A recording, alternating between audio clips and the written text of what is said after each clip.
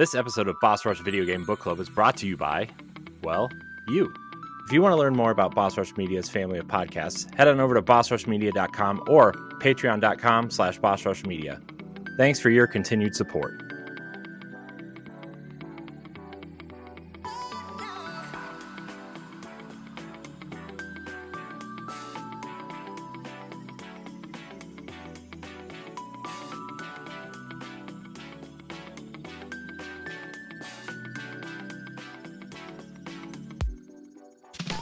Hello, everybody. Welcome back to Boss Rush Video Game Book Club, Boss Rush Media's book club style spoilercast and review discussion show. I'm one of your hosts, Corey Dirrig, and alongside me, as always, on these fantastic discussions is none other than PK Power, Pat Klein. What's up, everybody? Hey, Pat. How you doing? You ready to swing into this discussion? Well, I tried to find a spider to bite me, but they all kind of just ran the other direction, so I'm going to have to make do with what I can. That's fair. That's fair. Sounds like you ran into a sticky situation. Had to wash my hands a bit. Oh, man. Pat, we have a very special guest tonight. Yes, we do. Yeah, I'm very excited to have him back on a Boss Rush program. I don't know if there's anybody really much better to have on this discussion from the Single Player Experience podcast, our friend Sebastion Mauldin. Hello, Sebastion. Thanks for joining us tonight. Hey, how's it going? It's going. I've been really excited to talk about Spider-Man 2, specifically because I took 2 pages of notes for this game, and it was the first book club I've actually taken notes on. But also, it's been an interesting experience playing Spider-Man 2 right after playing the first game and all the DLC for that, and then Miles Morales, all back to back. And I know that you are a big comic guy, you're a big Spider-Man guy, and yeah, I'm really glad you're here. So welcome. I think this is going to be a great discussion. So what we're going to do, everybody, as always, we're going to do a 10 to 15 minute segment of spoiler free, and then we'll announce when we're heading into spoilers, and we're going to talk about the characters and the story and all that. But we are in a unique position to talk about not only prequels to this game as well and how it compares, but also what we would like from the third game and potentially the Wolverine game. So stick around for that. If you haven't played this yet, just bookmark this and come back and listen. If you just want to listen and not play the game, well, okay, cool. I do that sometimes for Spoilercast. So yeah, let's talk about some Spider-Man 2, the sequel to obviously the PlayStation 4 game. This is the sequel to that, and Miles Morales, the standalone kind of, I guess, expansion, or I would call it a full-blown game. Would we say this is a sequel to the PlayStation 4 version or the PlayStation 5 version? You're the PlayStation 5 version. I am the PlayStation 5 version. But no, just because they use the PlayStation 5 model. I know. Yeah, I know. I still like the first one better. The whole Peter model switch or whatever. Yeah. Mm-hmm. We can talk about that. I think they just and obviously it seems like Insomniac has the same idea, as to just eliminate Peter from from this eventually. It's public knowledge out there, folks. They've said Miles Morales is their main Spider-Man moving forward. It's out there, okay. But yeah, I wanna talk about how we all kind of feel about this game. I'm gonna go first, just because my answer is kind of a little bit shorter than I suspect your guys' might. I really thoroughly enjoyed Spider-Man 2 as someone who never really played the original or Miles Morales until we decided to do Spider-Man 2 for book club, and I wanted to be caught up. I really liked it. I think, in my opinion, the gameplay is almost practically flawless. I think the story leaves some stuff to be desired, but I think overall the game, it's just really fun to play. These games have been nothing but a joy to play at the very least. Even the side missions have a lot of character to them, especially in this one, the friendly neighborhood Oh missions. man, yeah. I haven't done them all. I've actually been playing through them over the course of the last couple weeks, just to get those in, and because everybody said these are maybe the best. Some of the missions are better than the main mission, so I'm like, okay, well, I should probably play some of these. And I did one the other day that Pat and I were talking about earlier, and it had a lot of heart to it, and that's something I've always enjoyed about Insomniac, is that they put a lot of heart into their stuff. Not that other studios don't, but you can definitely feel that they love Spider-Man and they love this world and they love, contributing to this Marvel universe. So I do want to say that I think the story was not paced well. I actually think the best paced story was Miles Morales, and I actually think that's because that game was maybe half the size of this. I flew through the main campaign in this game. I think I beat it in like 9 or 10 hours.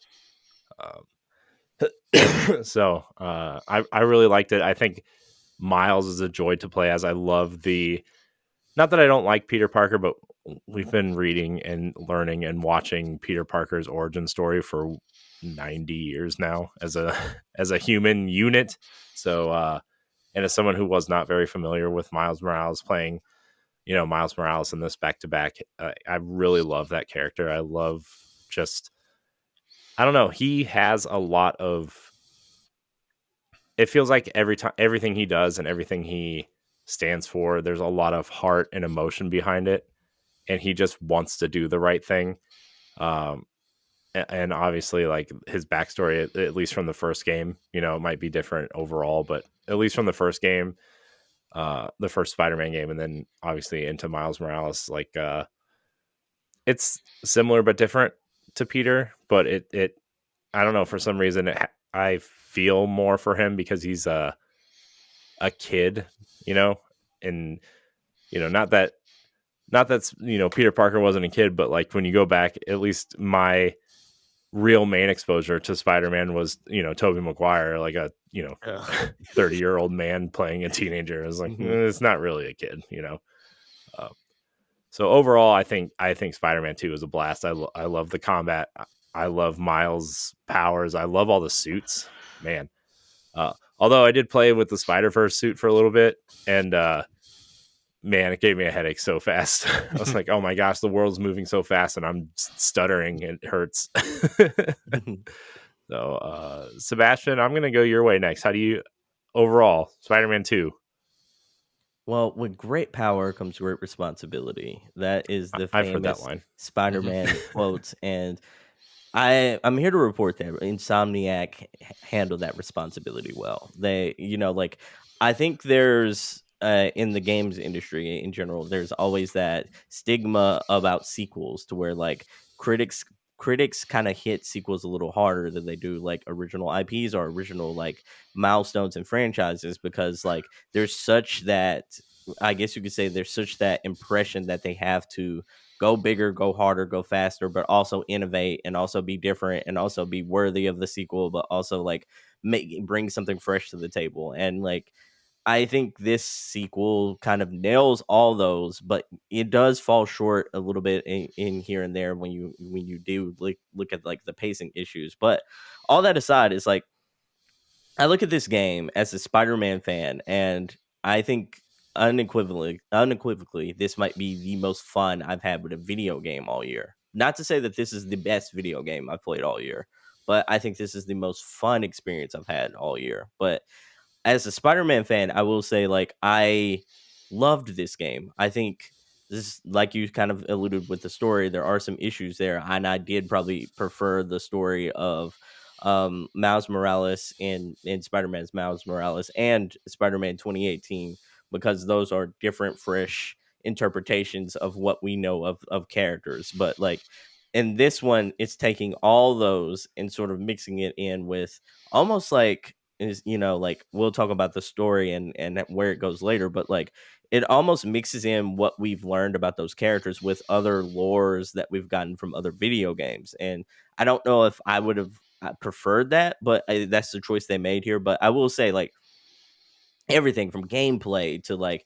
the way you move to the, oh my goodness, the loading mechanic of like switching characters is god tier. It is absolutely S tier. I don't know if there's to me, this is why you get a PS5. The Spider-Man 2 has shown me this is where we're going in this console generation, and this is why you get a PS5. And I don't think any Mhm. game has done that so far. Yeah, I agree with you in the sense that like at least PS5, like real PS5 exclusives, I would Mhm. argue that Spider-Man might be the first game I would say you should probably get a PS5 to play. I mean, like, yeah, God of War or Horizon, but those are PS4 games, right? I mean, obviously they're beefed up and pretty on the PS5, but those are essentially PS4 games, right? Yeah. Uh, and then, Ratchet and Clank is a great game. Don't get me wrong, but I don't think it's a system seller. I don't. No. I feel like Ratchet and Clank is a library filler as opposed to a system seller. And then, Returnal is obviously probably a pretty niche title in terms of like an arcadey roguelike kind of experience. So I'm with you. I think Spider-Man 2 is like, yeah, this is my reason for owning a PlayStation 5 right now. And yeah. It's the blockbuster. It's the Yeah. franchise. Like this is just another example of why I think this generation Insomniac is the best video game developer on the face of the planet at this point. Like, because no one else has made a case of being a better studio this generation than they have. Yeah. Those are big words right there. Oh man, they are. But think about it like this: what, 3 games this generation so far, and none of those games are bad. Mhm. Like, none Yeah. of those games are bad. Like, Yeah. in any year, they've had a game of the year contender that they put out, and every year since the new like next gen has come out, like they've done it. They've put out a game every single year since 2020. Yeah. Yeah. And I would like a little bit of spoilery type thing into my game of the year, which uh I know for free feeds this is going out in January, but for patrons, like this is coming out before our game of the year discussions. Like I think Spider-Man 2 is probably definitely cracking my top 5 games of the year easily.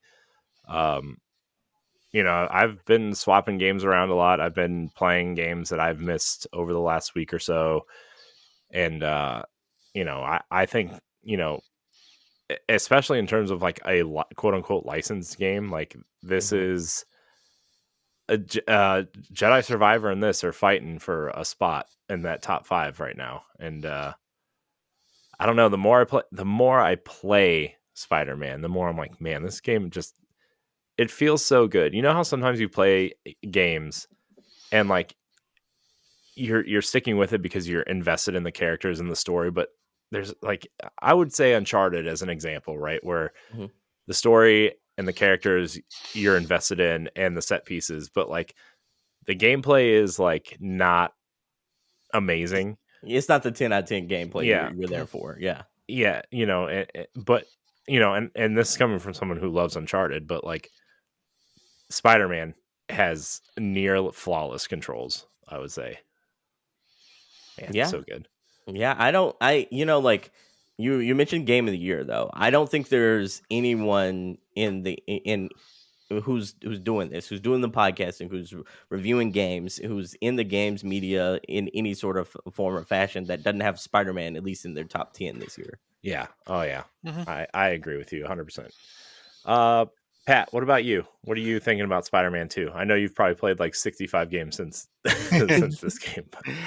I have played about 65 games since then, but Spider-Man 2 it does hold a place in my memories because it is a good game. Like in terms of the superhero genre, it's probably the best of the superhero Whoa. games out there right now. Hmm. And I really liked Arkham, Hmm.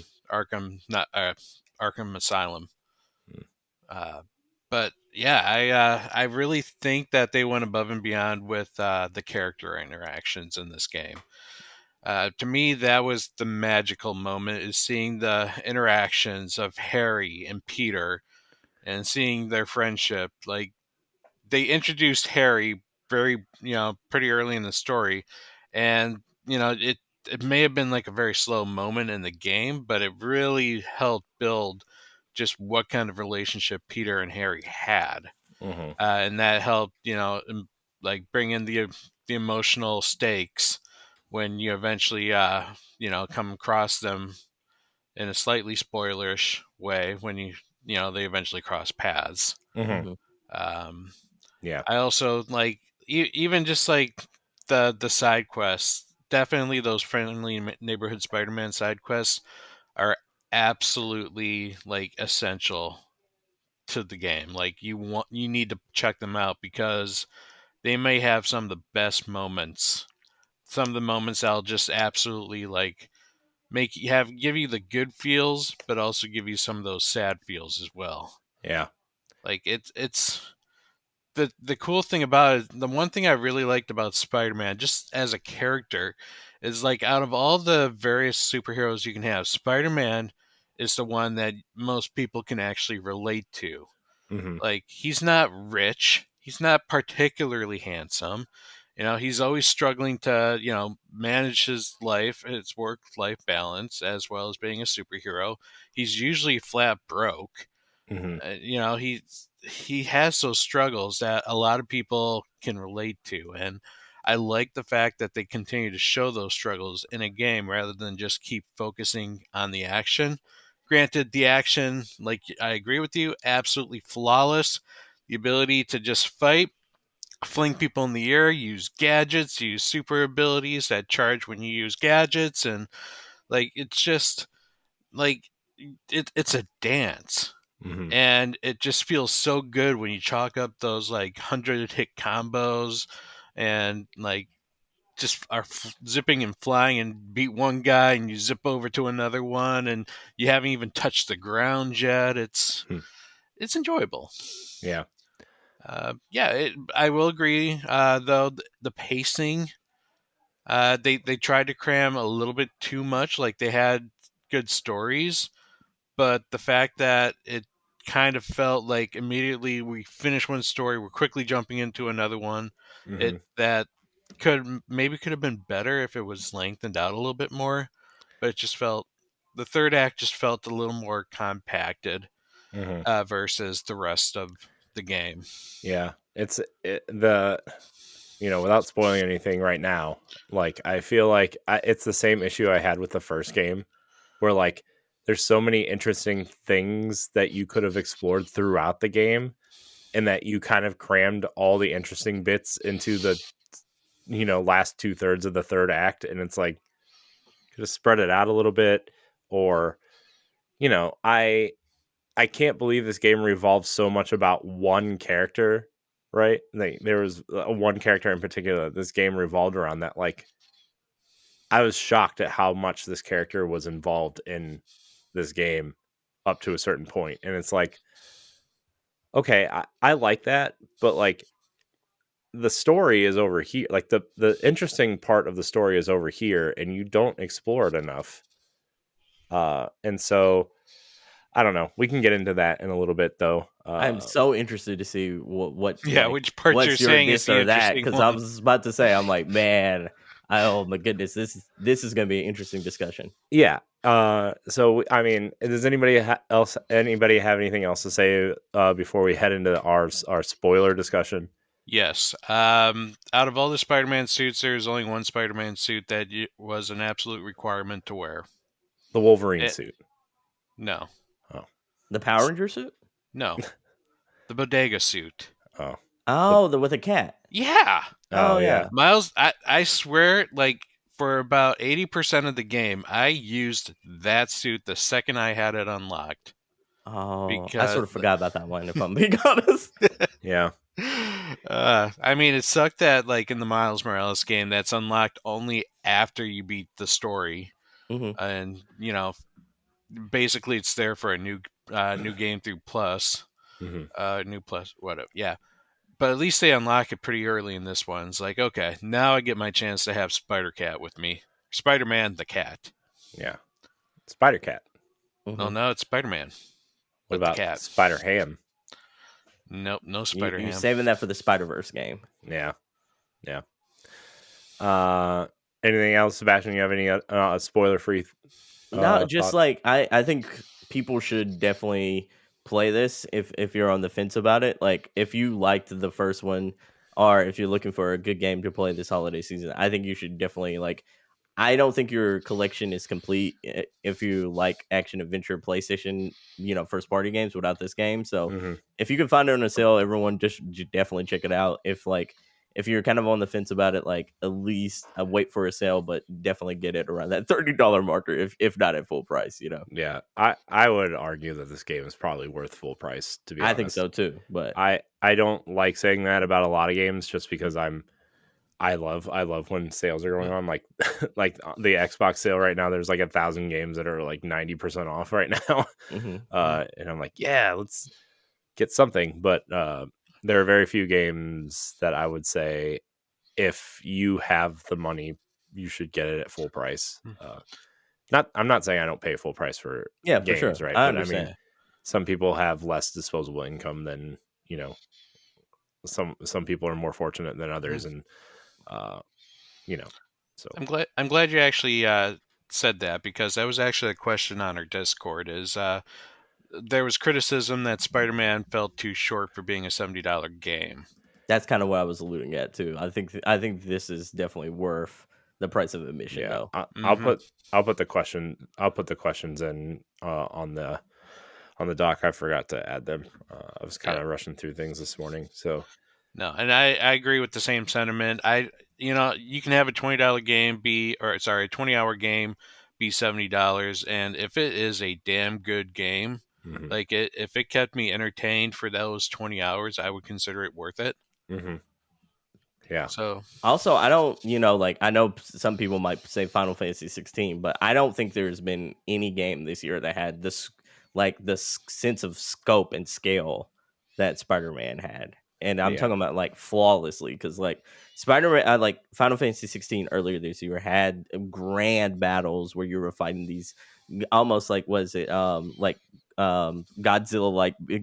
scaled beings and such, like kaiju like beings, but like this is different because like this is seamless in an open world.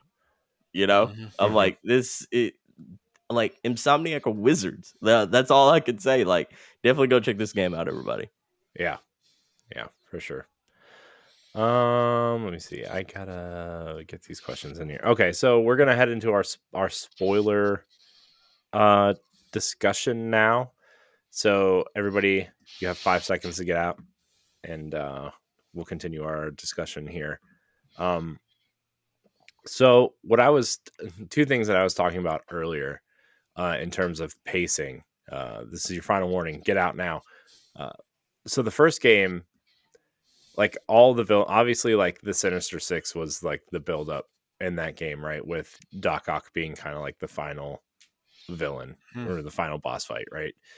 I would say Lee was, right? Lee was the build up, and then the Sinister Six was kind of shoehorned in there, right? Yeah, Lee was the main villain essentially, and then they're like, "Oh, but we still gotta bring in the Spider-Man, like what people want." No, I agree. I guess what I mean from like a story standpoint, I almost feel like like you said, the Sinister Six were shoehorned in when I feel like there's this point where you're searching for, I think you're searching for Doc Ock in the first game. I'm not 100% sure at this point. It was like 3 months ago, and I've played a bunch of games since then. But basically, you're in this room and you're reading these dossiers on each of the villains, right? And they all have really interesting backstories, right? Like, obviously, Rhino was promised to be removed from the suit, and Vulture has spinal cancer or something, and they all have something interesting about them on why they're doing what they're doing, and why they have they've been promised something to help their situation, right? And so if they do these things, they're promised to get out of certain situations, right? And so I'm like, why weren't each of these villains like a section of the story, and then we find out through playing the story the way that we did with um the first villain you fight that you're kind of chasing, Shocker, yes. Like, Mhm. you know, that part of the game is very small, but you could have had something similar in size or maybe a little bit bigger for each of the villains that kind of explained that, right? Because Shocker was had some financial situation going on, and he was repaying a debt, and that's why he was doing what he was doing, right? And so I wish in the first game he would have explored the other villains that way. And I know that Lee was really the main focus, at least for 2/3 of the game, right? And then once his story kind of almost wrapped, like you kind of figure out, or Doc Ock kind of reveals himself as who he is, right? And then you're kind of balancing those two stories and kind of shoehorning the Sinister Six in there. And I'm like, I kind of wish something, you could have explored these other villains. And then by the time you get to Spider-Man 2, like you find out some of them are dead when you're Miles and you're captured, and you're trying to escape, right, from Craven. That like some of them are dead, and you don't actually get to like witness that, Yeah. feel that impact of those Uh-huh. deaths. Yeah. And so that's what I was talking about in terms of pacing, where in this story in Spider-Man 2, like for the first half to 2/3 of the game, Craven is the main villain. Like, and then obviously when Venom comes out, like, obviously Venom is Venom and he becomes kind of the main thing, but like you're playing through Craven's story, right? And you're like, oh, well, he has, he's dying. And this is like his last great hunt, and he's looking for that excuse to die. And he's hoping one of these hunts will kill him before his sickness does, right? And that was super interesting. But then it just kind of, Venom kills him in Times Square, and it's kind of like, well, I didn't find out about this part until like 20 minutes ago, and now you're dead. There's no build up to that. I wish they would have revealed that at the beginning and explored it throughout the first part of the story, and then obviously Venom would be his final hunt, and then I think it felt like it would have had more impact. And that was kind of my issue with Spider-Man 2 story overall, is like, did you get through the hunter bases at all? I was about to say, did you platinum the game? No, not yet. I'm on my way to platinum the game, but I have been doing the hunter bases. The hunter bases dive more into Craven's story, more specifically about his familiar relationships. Yeah. And then it's a very interesting twist in how that all ended. Yeah. I kind of I mean, I guess this goes into a list of things I wish I knew before I played Spider-Man 2, right? Of like, I wish I would have done these side missions before finishing Craven's story, right? But again, it's almost on them for requiring it to be side mission content. Yeah, I mean, villain. I like when side missions add to the story overall. Don't get me wrong, but I don't feel like these side missions did that correctly, if that makes sense. Like you said, the side missions almost feel like an obligation to flesh out the story that you're trying to play through, right? And as someone who thought maybe we would record this earlier than we have right now, or someone who doesn't have a lot of time to play games, and someone who kind of like pretty much mainlined the main story overall and then went back into the side stuff, like that didn't benefit me at all playing through this. So, is this your first time like doing the like experiencing Craven's Last Hunt storyline? Yeah. Anything? Okay. I'm not I'm not a big Spider-Man person at all. Like I was more of like an X-Men person growing up. So like my exposure to Spider-Man was very minimal, unless there was like some sort of crossover, or like the cartoon. He's in the X-Men cartoon a couple times, right? But the 90s cartoon. Yeah. Oh yeah. So like Craven's Last Hunt is one of the is probably his biggest like not necessarily standalone, but his biggest storyline for from the comics. That's kind of what he's infamous for.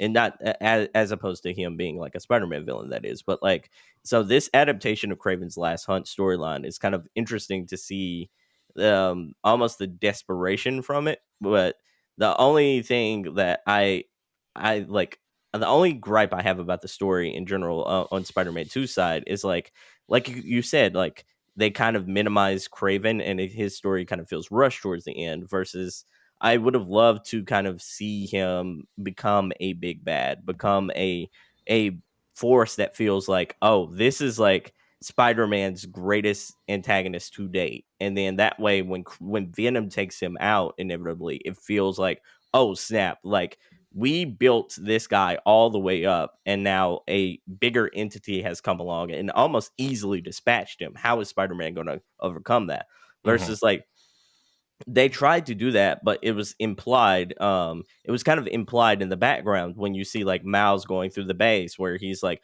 "Oh, he's killed Shocker. Oh, he's killed Vulture. You know, like, oh, he's taken out all these other villains." And like, you wish you kind of, if we would have got to see that, experience that, almost like either through a cutscene, or maybe like Miles is battling alongside like one of these villains, and Craven systematically killing them in front of Miles. Like, that would have meant so much for us. It would have made Craven feel that much more imposing, as opposed to just a placeholder until we get to the Venom storyline fully, I wonder if that would have affected the rating, though, if Oh they yeah, had for him sure. go like killer.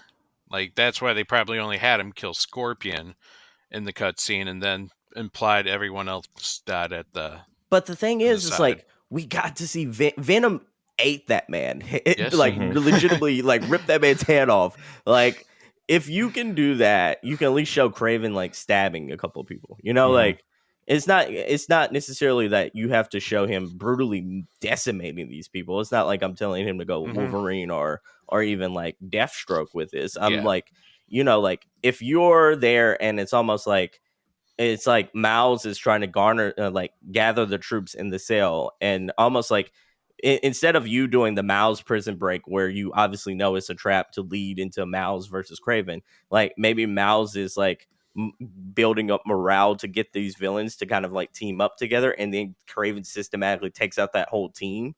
Like, that would mean so much more, instead of like, Yeah. it's almost like, like in wrestling, they say like you have to build someone up, and you can't just imply someone's a badass. You have to build them up and show people. It's Yeah. show, not tell. This is almost like that Hmm. that kind of experience here, where they told us Craven's a badass without illustrating that. Yeah. To that point, like I almost wish like some of the early story missions, or like even leading up to the showdown with Venom and Craven, like either Peter or Miles are going on these missions to search for, because they're not going to fight, Vulture or Scorpion or something. They're going to warn them that like Craven is coming after them. And like when you get there, you see their dead body there or something, or Pinned to the wall, like Vulture yeah, pinned to the wall, Hmm. or something symbolic of like yeah, that character's journey. yeah, Where, yeah, and like that would have been the lead up to, obviously, like Craven, the Peter rescuing Miles with the Venom suit, or the black suit, right? And not that I didn't enjoy the Spider Pals stuff with him and Harry, which I wish actually we Hmm. would have gotten more of that too. But uh, it would have made that escape and Peter almost dying that much more impactful, right? Uh, yeah. so It's, like, one of the biggest things I like, gripes, I guess, about this game that I kind of have is like, it feels like two games into Hmm. one. hmm Versus, like, if this would have gotten that Miles Morales treatment, to where I know a lot of people probably would have been irritated to get like a part one this year and a part two next year, like next spring. But like, I think the reception for this whole entire game would have been a lot better, yeah, had like Hmm. we gotten up to that point where maybe like Peter got stabbed, or like maybe like that would have been like the Miles Morales cutoff point, to where like, oh, that's the end of this part of the game, we'll get part 2 in the spring. You know? Yeah. I think the struggle with this, like I agree, it's felt like two different stories combined. I think the struggle is they wanted to feature Venom, and you can never have an introduction to Venom without the introduction of the black suit. So it's like, how are we going to fit the black suit in and have that story about like it causing aggression? Mm-hmm. The thing is, like, they could have probably extended Venom, and it just would have felt too long, but it's maybe they should have done like split this into two games where it was just focused on Craven but have the black suit, and then cliffhanger with the black suit going to becoming a Venom Or maybe Mm-hmm. you later. killing Craven is like the end of the first game, you know? Yeah. Mm-hmm. Yeah. I almost wish these were like Miles Morales sized experiences that like really focused on, this is the Spider-Man 3 problem, right, of the Yeah. It movies, really where is. they tried to cram too many villains into one storyline and tried to fit them all together, and it just didn't work, right? Or I guess the Amazing Spider-Man 2 also, where It's a Venom problem and a Spider-Man problem for yeah, sure. yeah, Because like there's not a good Venom storyline that doesn't swallow everyone else up around it. right, yeah, because like Pat said, you have to introduce the black suit before you introduce Venom. And the only way to introduce the black suit is to fight another villain or group of villains. And it's like, well, there's no. I wouldn't say there's not a good Venom storyline. I would say there's not a good introduction to Venom storyline. Yeah, it's just what I mean by like there's not a good Venom storyline is like I think the best storylines in comic books or comic book mediums are usually like the storyline where everyone kind of feels like they're well thought out and have a good payoff behind them. Mm-hmm. And like this storyline and well most storylines that we get with Venom in the comics in like media and video games, if Venom's involved, it's almost to every other character's detriment.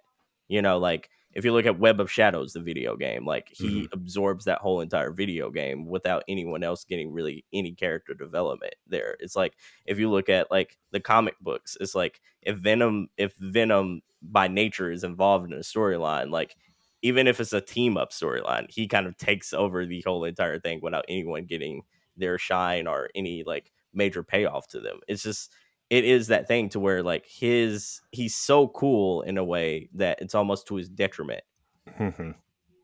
Yeah.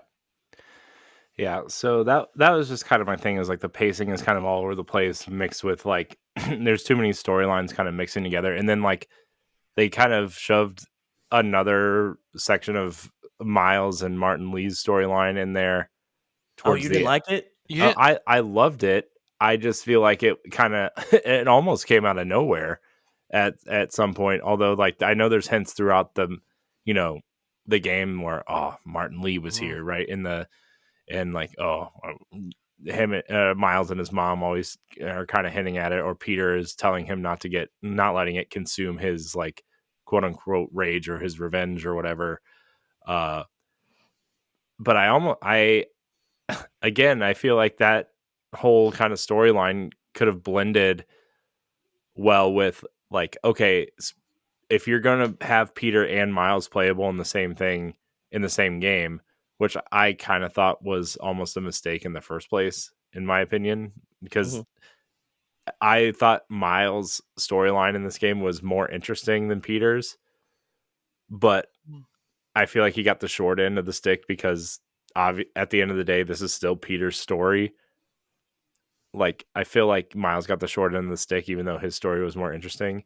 He plays the B plot. Yeah, but the way Miles is integrated into Peter's story is essential for telling the story that Insomniac is telling. So I don't know. It kind of, there's so many paths crossing that I just feel like they didn't all connect very well. But like going back to the idea of like, okay, so the main villain of part one of this story is Craven. Let's focus on Craven. And then the B story would have been Miles's, or, some sort of story with Miles. And then the second part of the game would be Venom. And then that's where you kind of focus. The B-side story would be Miles and the Martin Lee kind of wrap up story. I don't know. I feel like all three stories could have been told better if they were kind of separated differently. Yeah, it's the almost like comic books stories in general, especially in like ever since the Dark Knight has always been trying to chase that that perfect C and B plot that integrates well with that A plot, and nothing has really done it as well as the Dark Knight. You know, it's I'm talking about the Dark Knight movie. That is, but like it is absolutely crazy that we got like all these stories that kind of intersected the way they did, but then like you always every time they go to like Peter's story in like the midsection of the game, at least I always kind of wanted to see, okay, like, well, the interesting things are more so happening around Miles and Maria, because Maria Morales absolutely kills it in this game. Like, she is a very strong presence in this game that, you know, even though she was introduced in the predecessor, like Miles Morales game, like her presence in this game is huge, not only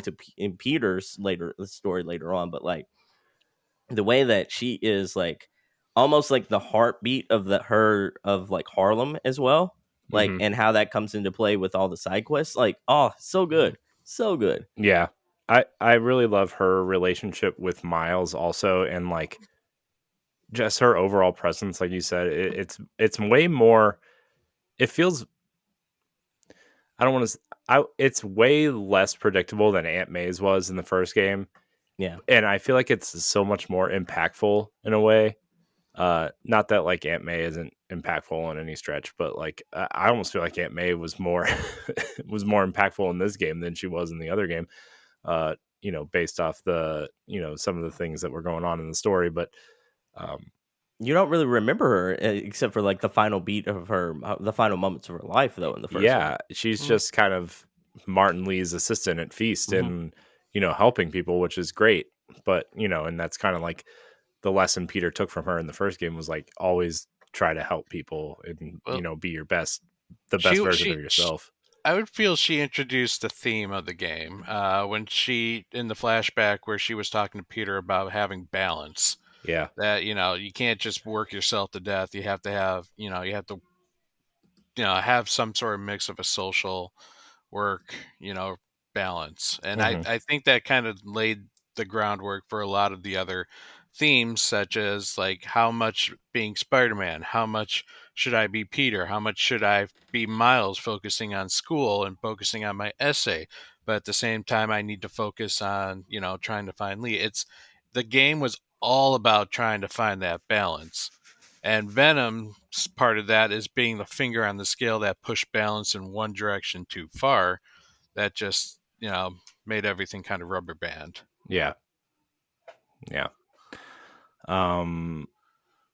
So that's a good point. That's a really good point about that, because like themes are so heavy in this game. I absolutely love it. That's like you said, that sense of balance, that sense of like responsibility versus like your personal responsibility to yourself versus the responsibility you have to the city. It's like, how do you like, what does great power, great responsibility mean to the like the person, as opposed to just like your sense of duty as Spider-Man. It's so good. Yeah. Also, the balance between Peter and Miles, like Miles wants to try and do what he can by himself. Peter wants to do what he can by himself. And, you find the best moments shine when they work together. It's like, can they find that balance where Peter trusts Miles enough to be able to handle his own situation?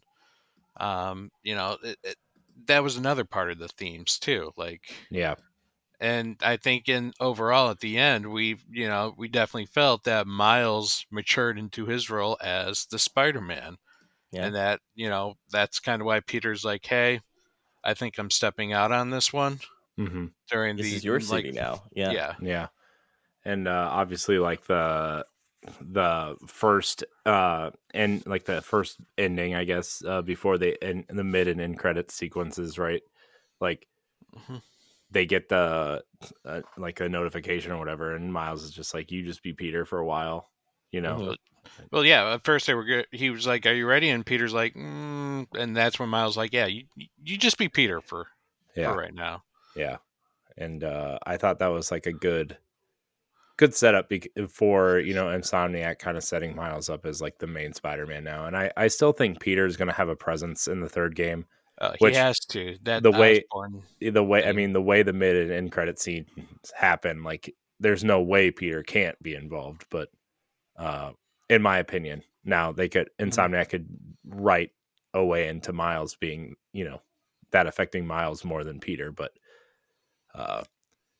Yeah, I think they are. Man, and it's like it's so interesting how good of storytellers they are, at least at foreshadowing, because like they like this game kind of felt like the Twin Towers are like, you know, that middle like installment as opposed to like yeah, to his detriment as well. As like they've spent so much time like foreshadowing the future. Sometimes they've kind of forgot to like let us like feast in the moment, so to speak. Let us like bask in the moment, and I think that was a little to the detriment of the game. But like, it is kind of hard for middle installments to have that right balance. But I will say, like that scene when Norman's in the hospital and he's throwing the cane, and that whole time, like he's wearing like he has that green or like light shining on him halfway on him, and he's also wearing green. Like so good. The foreshadowing in this game is so good. Yeah, and then he's like, you know, get the G serum ready, and then you see like him kind of going to test it on himself first, which is obviously probably how, you know, Goblin comes out, right? Yeah. And then him talking to Octavius actually, at the end too. it's curious. Do you think the G serum is for Harry, or do you think the G serum is he wants created so that he can take his revenge against Spider-Man? I think it's more so he can take revenge, right? Yeah, I think it'll end up being both ultimately. Actually, I wonder. I've been hearing the term Red Goblin thrown around a little bit. I don't really know what that You think means. they do Red Goblin more so than Hobgoblin? It's like Hobgoblin was the next step. I don't know. I heard the term that Norman might be Red Goblin at some point, and then Harry, if he uses it, will end up becoming, you know, a Hobgoblin or a variant of Green Goblin or something. See, and I don't agree with that because I feel like if they use Harry as the villain again, that's overstaying a welcome. Like, yeah, but if Harry's blaming Peter for what's going on with him for not giving him the suit back, right? Like, I don't think he did. I feel that at the end when he like the Harry mask came to pulls terms back, with it. Yeah. he understood, and it's like the only way you're going to save us is by destroying or is by killing us. Or Yeah, I think in that moment he did have the hero's clarity moment. You know what? But like, I think Harry was smartly kept alive as a thread to keep Peter involved in the third game as well. And I don't necessarily think it's as a villain per se, because like Insomniac loves to do the like, hey, we're all obviously we're gonna do this villain next, and then they kind of like have a red herring kind of like scenario in the background. And I think like their red herring scenario this time around, like they were advertising Venom and Craven, but like they didn't necessarily portray that we were going to get like the Web of Shadows like Venom. I think it's like the MacGuffin this time versus the first game. Like no one knew anything that it was going to be Doc Ock. Like Doc Ock was a complete surprise. So I think they have something up their sleeve, and I think while it is probably going to be Goblin centric for most of this game, and obviously I don't want to say too much because Corey, you're still doing the side missions. Like some of the villains no, were this is hidden. Spoilercast. Okay. Go ahead, say what you need to say. Okay, I mean, so I'm like, we got Chameleon coming. We have Carnage is also a lot. Like Carnage is also coming in the third game, and then like there's obviously Silk, which is right. like it has that anti hero kind of like storyline, and it's also like her. It's very interesting because like her romantic interest in the comics, like when she was introduced, was to Peter. So this is a twist on seeing it more so like Miles is the introduction. But she seems younger in this. I don't think being younger, I feel like that'd be Peter dating a high schooler. Oh yeah, for sure. Because I'm like in the comics, she was introduced as like they had a chemical like attraction to each other because they were bitten by the same spider. Yeah. But like I can see that like Silk maybe being built by the spider Miles was bitten by, as opposed to Peter in Yeah. the third game.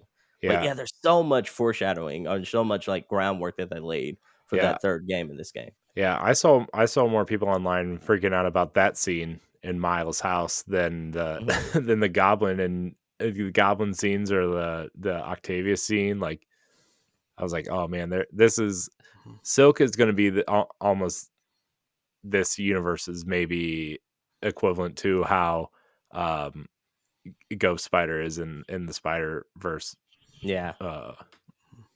movies. So I just wonder though, what kind of plot point can you have in the third game that's going to make it feel grander than the symbiote host, taking over New York?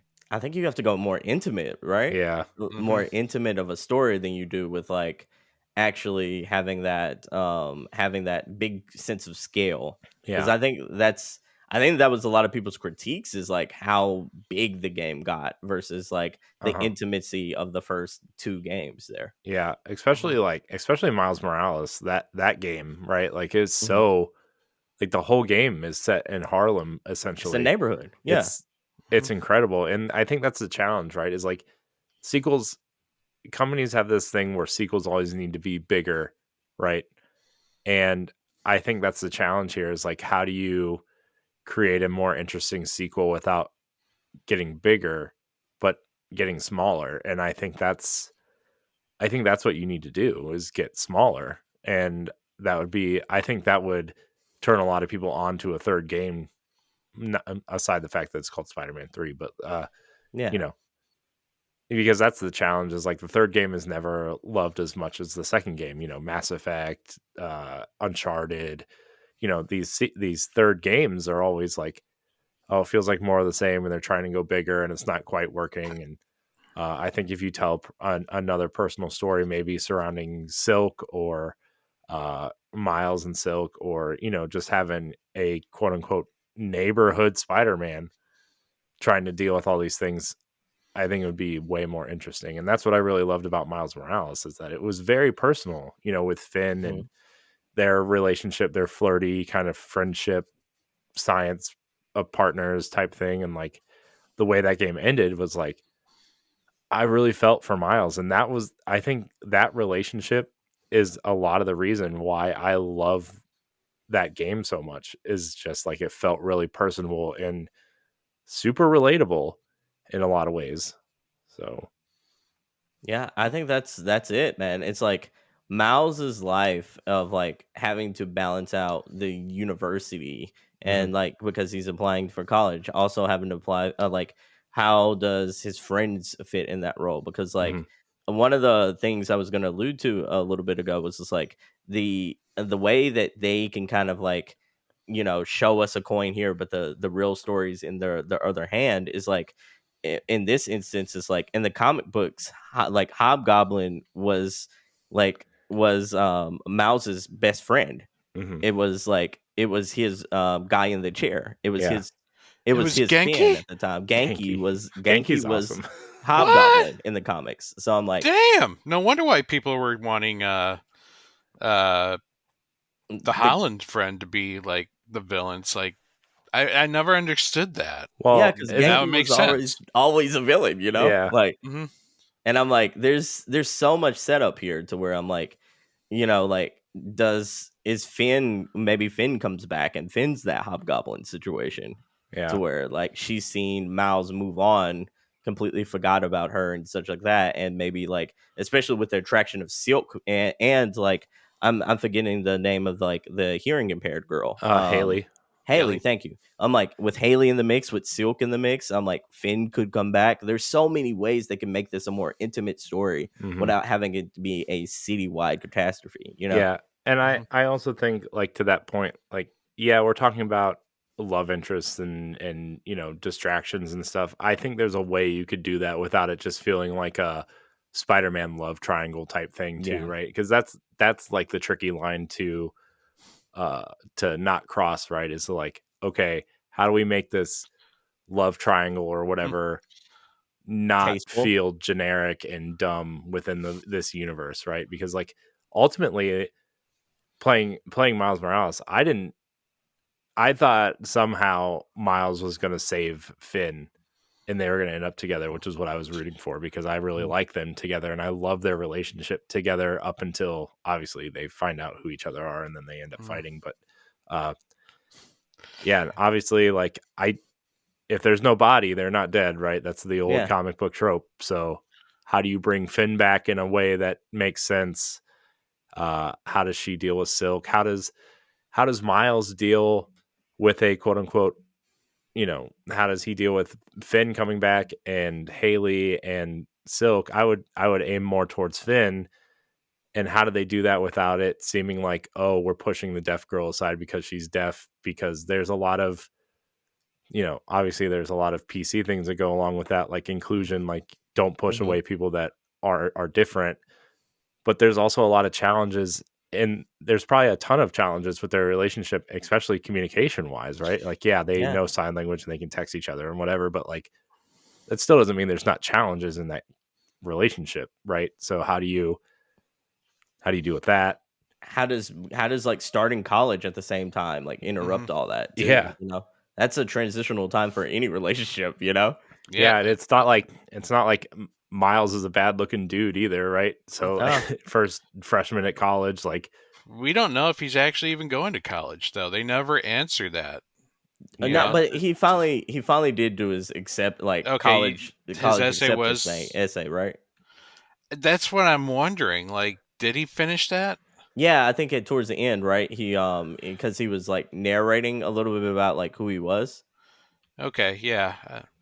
I mean, for me, it almost sounded like, well, maybe he's not doing the college thing. He's going to be the full-time Spider-Man. I don't know. Like, that's what I was wondering. Like, did he? Honestly, in today's society, he probably should go to college. I would, I would argue that I think just based on the way they incorporate his love of music into this game, that he'll go to college and maybe miss class to be Spider-Man or something. Oh, for sure. I feel like that's the way they're going to go. I don't think he would just skip college altogether.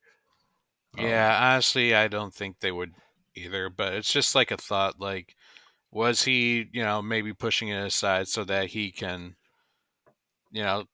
did he feel more obligated to be the protector than to, better himself, I guess. Yeah. No, I think that's the whole thing with his mom though. It was like at least like don't lose yourself in pursuit of this as well. Don't forget who you are. And and I think like that's the college essay was hanging over him the whole entire time. So he completed that. So I don't think they would have did all this build up and not have him go to school at all, Yeah. Yeah, I agree. But yeah, it's interesting because like Miles's story is always like a mirror of like Peter's younger story, but told differently. And so I'm like, we haven't seen his Gwen Stacy yet. We haven't seen, like his Black Cat, so to speak. We also haven't seen like how does he handle like his first main protagonist in this universe was basically Martin Lee and Finn, arguably. But like, what's that next evolution for him? What's that protagonist that pushes him to the brink where he feels like he needs help, like he needs like a mentor or help in a new sense, not necessarily just clinging to Peter. Right. And obviously like Prowler is in there too. Like how do you I mean he's still in this game he's kind of like quote unquote taking a break from being the Prowler, but he's still the Prowler. Like how do you integrate that back into the story too? Like there's a lot of ways I could see this side quest. Yeah.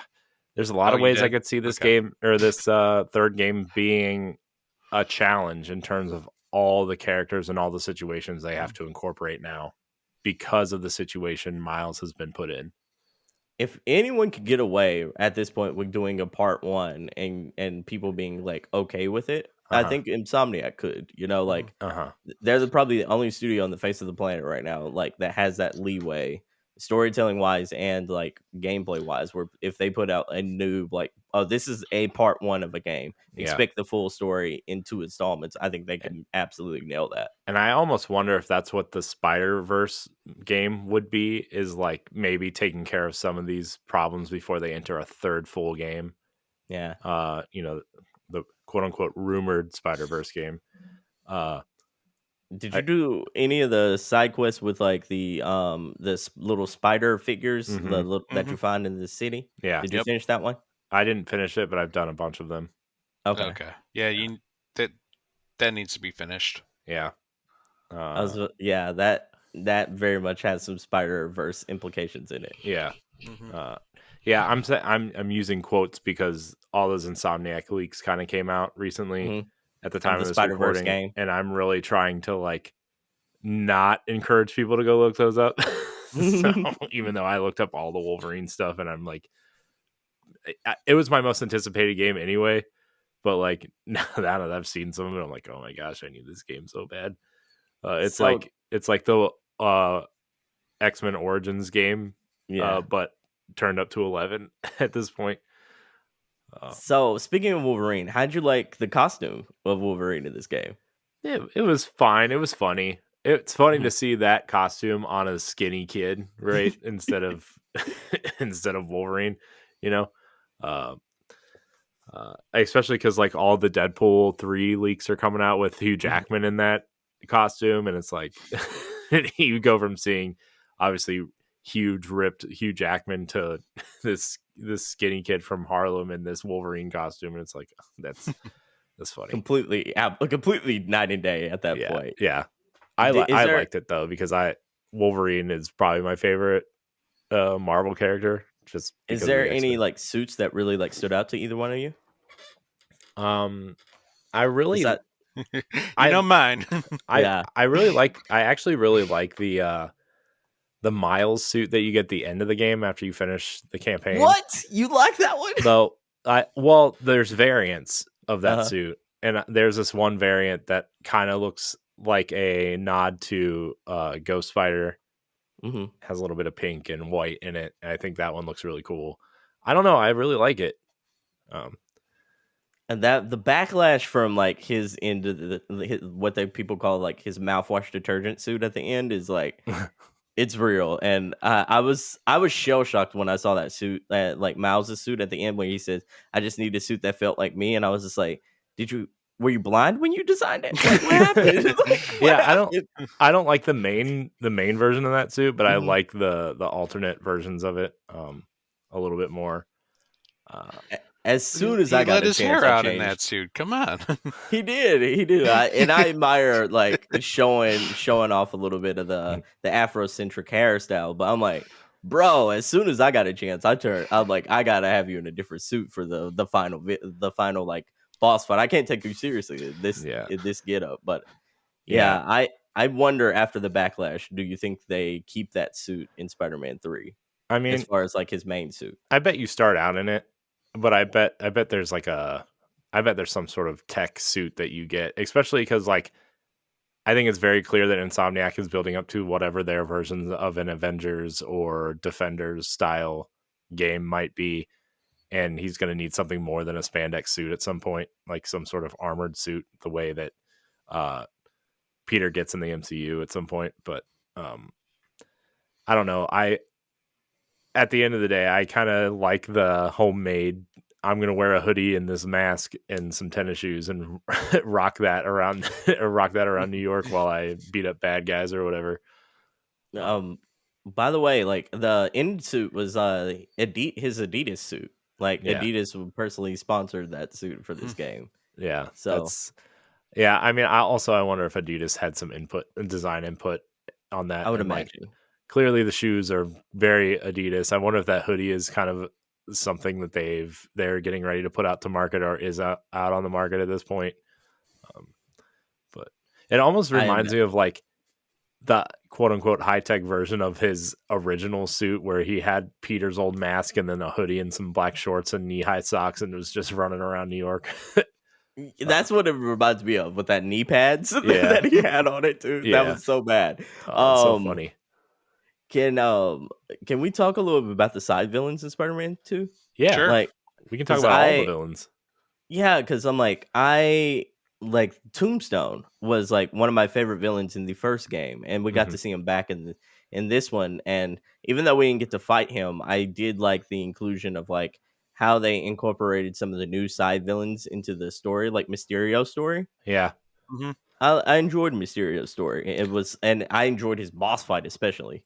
That was a pretty cool boss fight. Yeah, I did do all the Mysterio things just because they were like really short, and I was like, okay, I can knock all these out. And then the boss fight was super cool. I like how they introduced him at the Coney Island thing of like, Mhm. I'm a reformed supervillain doing some magic stuff, and I don't know, I was really into that whole Coney Island scene in general, but Mysterio was an interesting inclusion into this game, and I like how they kind of integrated Mysterio into Miles' story. Yeah. Because obviously Mysterio is very clearly a Peter villain most of the time, at least in my opinion. But I love that because like it sort of like, even though we have our like faults of Miles almost being relegated to that B story, like all of the stuff that they have in here was all about like reforming. Like, Mhm. and with Martin Lee, like can Martin Lee be reformed? And then Mysterio has that side quest of like him really trying to reform himself. Yep. Tombstone as well. Tombstone as well. So I'm Black like, Cat.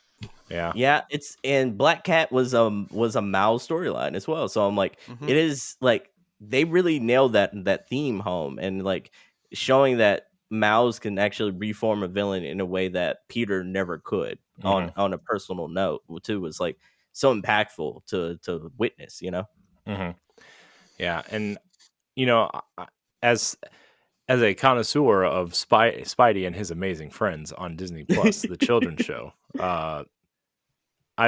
there's all these villains that obviously like Doc Ock, right? There's Peter's version of Doc Ock, and then there's Miles' version of Doc Ock, which is the female version, right? And Shocker, and there's just they try to do the same villain but in a different way with Miles, and I really appreciate them trying to uh, incorporate the existing villains into probably Miles' future storytelling. Um, just because, like, I think it's kind of lame when they do that in comics where, like, oh, well, there's a new version of Spider-Man, so let's make new versions of his villains instead of just making new villains, you know?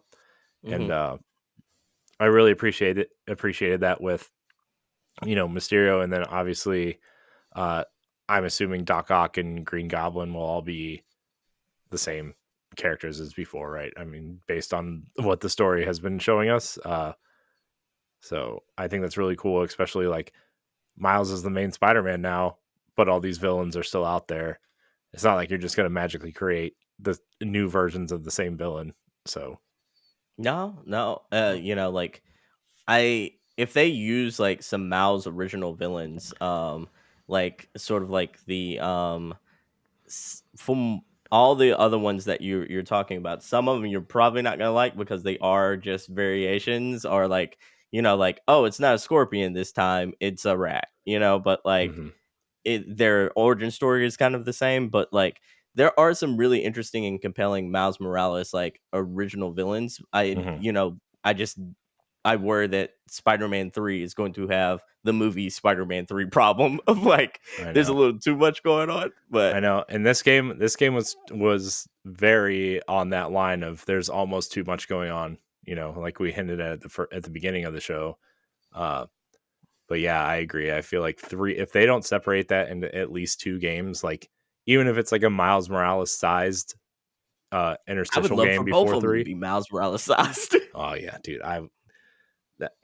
Dude, Miles Morales was so Well, perfect. I'm not even kidding. how about maybe giving Peter the small game this time and have him finish up the Green Goblin and Doc Octavius, and that's where we then have his story conclude, and then Spider-Man 3 stars Miles.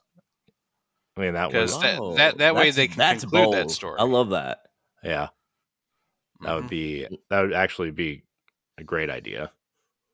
That is bold, but like so Carnage, like in the comic books, Carnage is one of like Miles' big story, like big antagonist. So it's like Ultimatum is another one of like his main like antagonists, who basically like is almost like Wilson Fisk in his world, except like Ultimatum is like he's wearing the stolen gear from other like superheroes. So like he has Ant-Man's gear. He has some like he has like Iron Man's chest armor, Ant Man's like shrink ability. He has like the Wasp Is he the Stinger. anti Miles?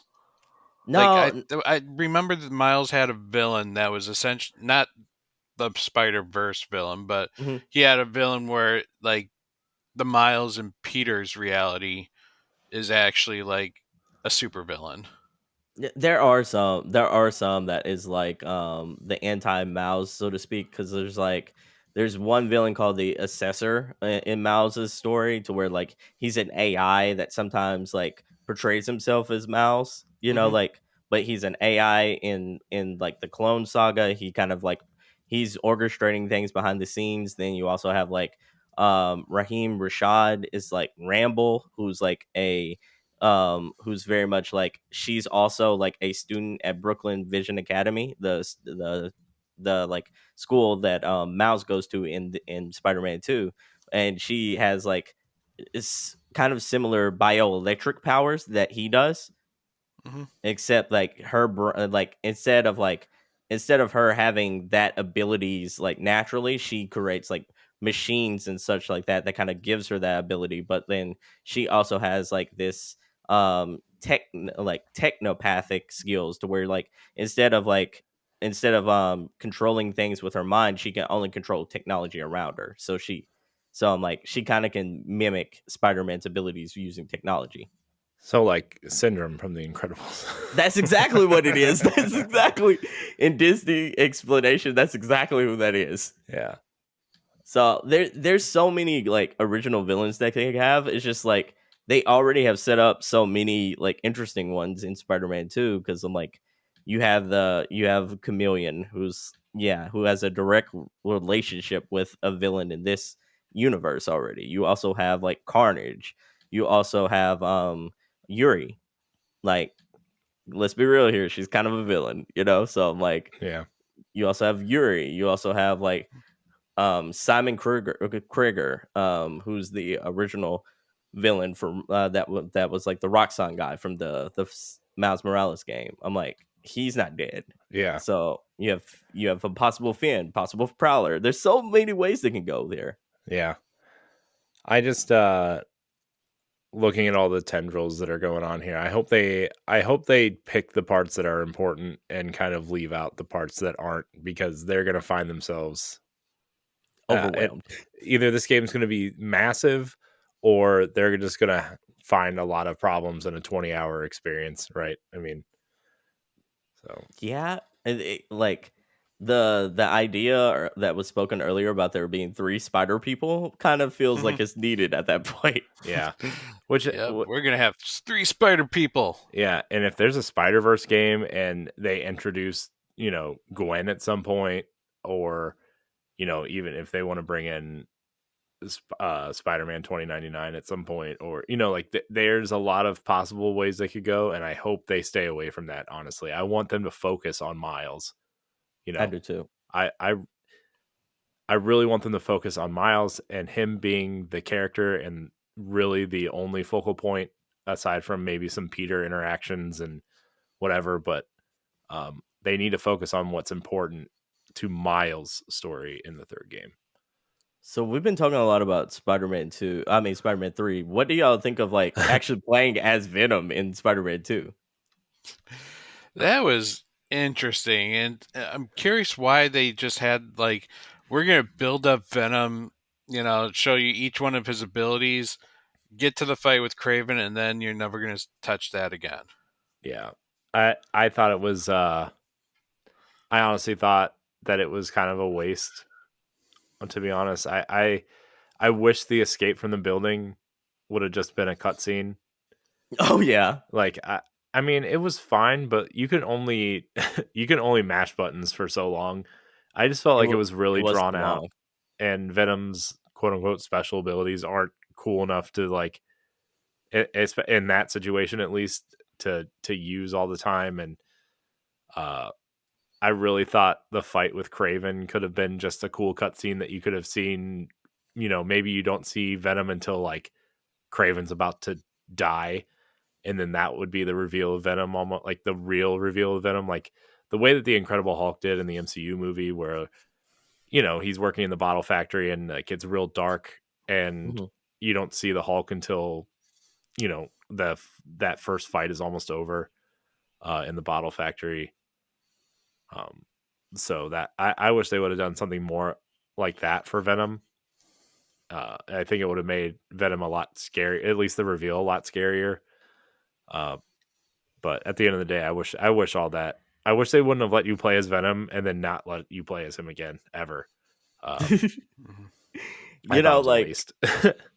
it's funny you say the Hulk because like playing as Venom in this game reminded me of that 2000 Hulk game from back in the Ultimate day. Destruction. Yeah, Yeah, that's that was a exactly what it fun one. reminded me of. Yeah, that game was cool. I though. love jumping in that game. It's so fun. Just like, yeah. Give Insomniac the Hulk next, Marvel. I mean, we basically got it here. Like, Yeah. just take out the tendrils and such like that. And you're pretty much good to go. Make them green. Yeah. But no, that's so interesting. Like, I sort of loved the experience when it first came up, but like you said, it sort of drug on. It felt like the bit felt almost like an hour long, and it should have been maybe 20 minutes. But yeah, that like was if you're gonna do it, don't make it that long. And I almost wonder if that was just padding to say, hey, the game is longer now. And that often hinders games, I feel like, for the most part. Or maybe they wanted to incorporate Venom more into the game, but then it's like, no, you have to wrap the game up.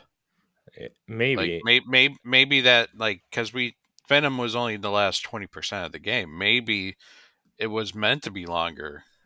I don't know. Unless they're just trying to get some mechanics down for a game where Venom might, you know, if that multiplayer game that they're working on is the Spider-Verse game and Venom, they already have Venom mechanics. Like, could Harry just be one of the spider people that you're fighting against or fighting with, you know?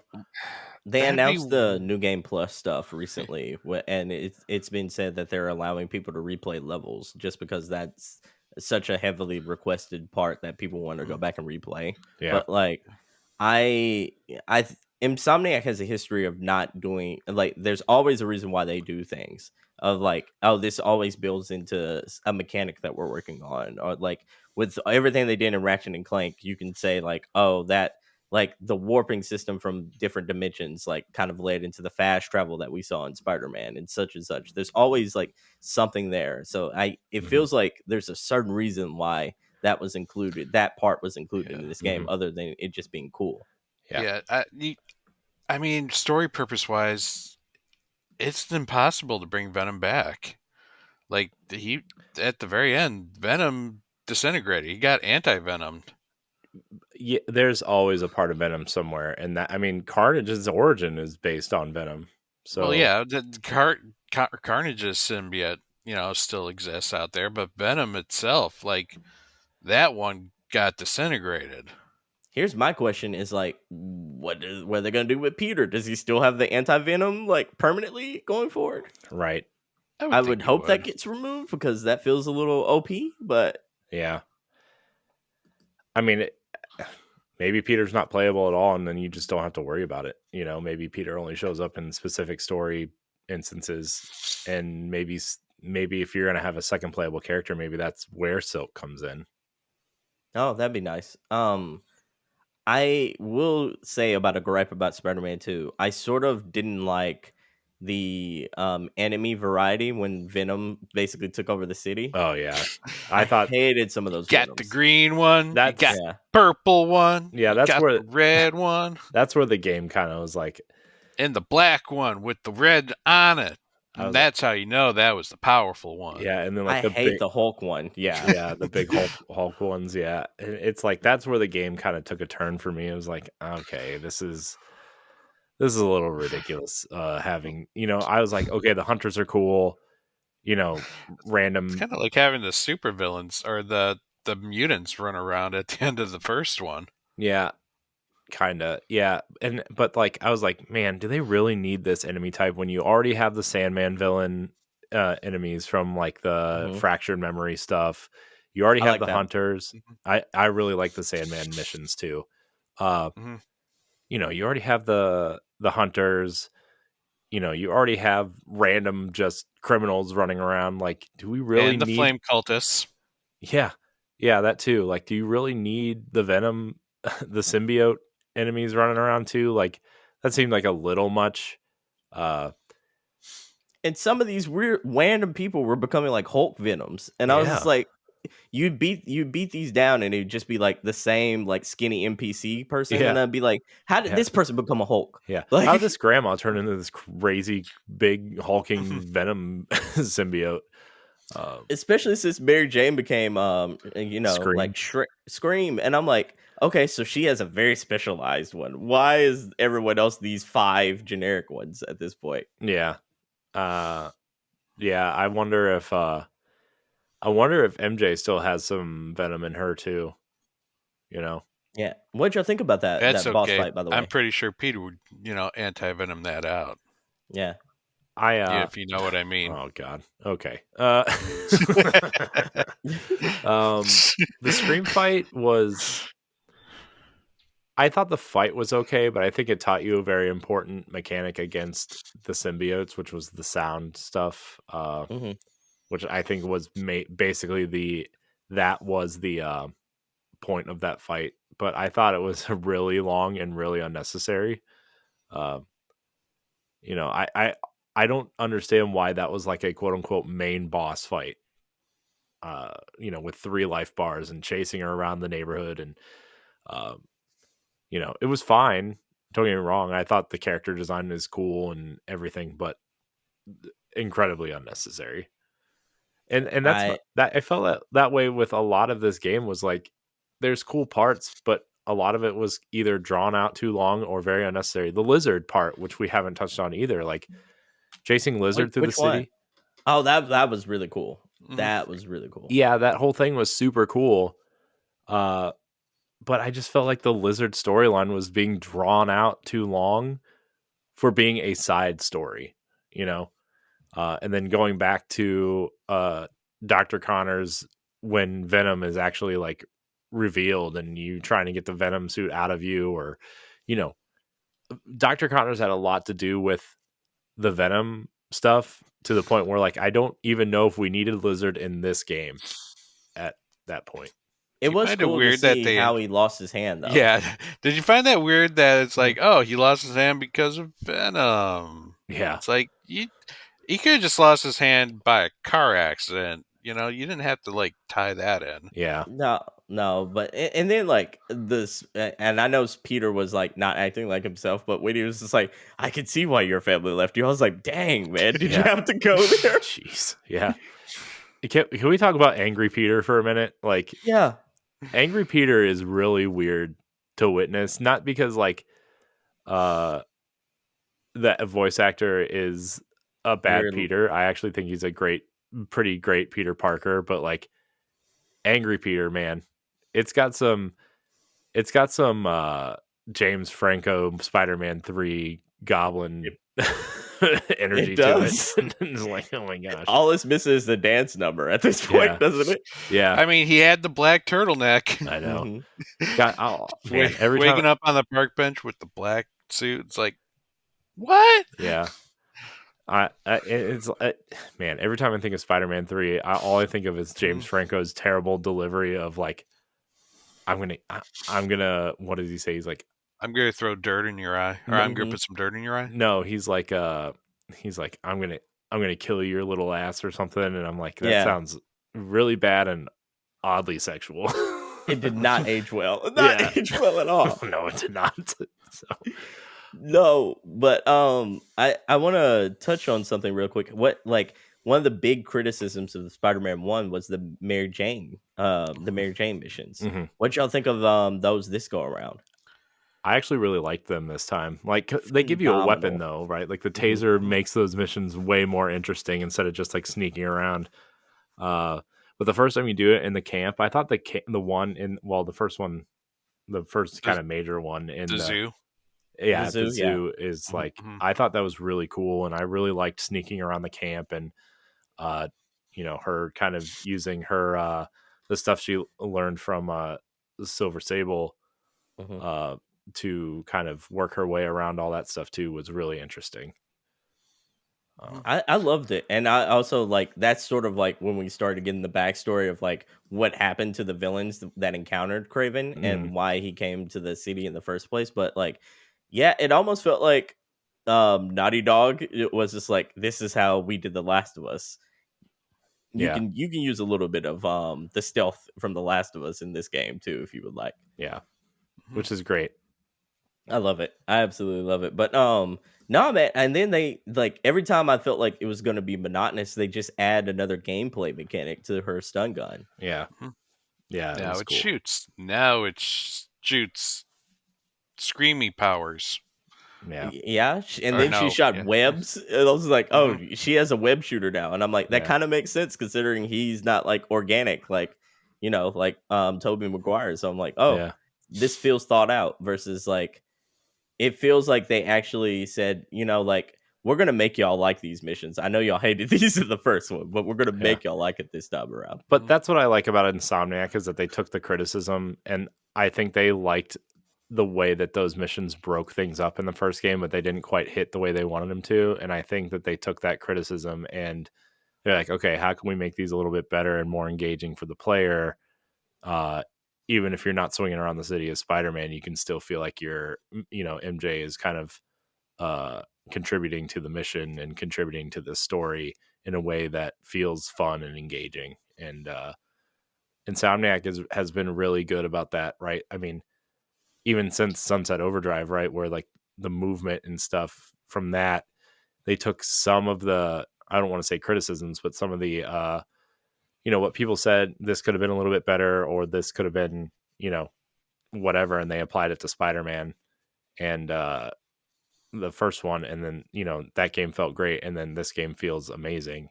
And they just need one that feels spectacular. Yeah. But then finally have the ultimate one. Oh, geez. I love it. Let's keep it going. Ultimate Spider-Man, though, on GameCube. Oh, that game was great. That was pretty sweet. Also Venom-centric story. Yeah. True.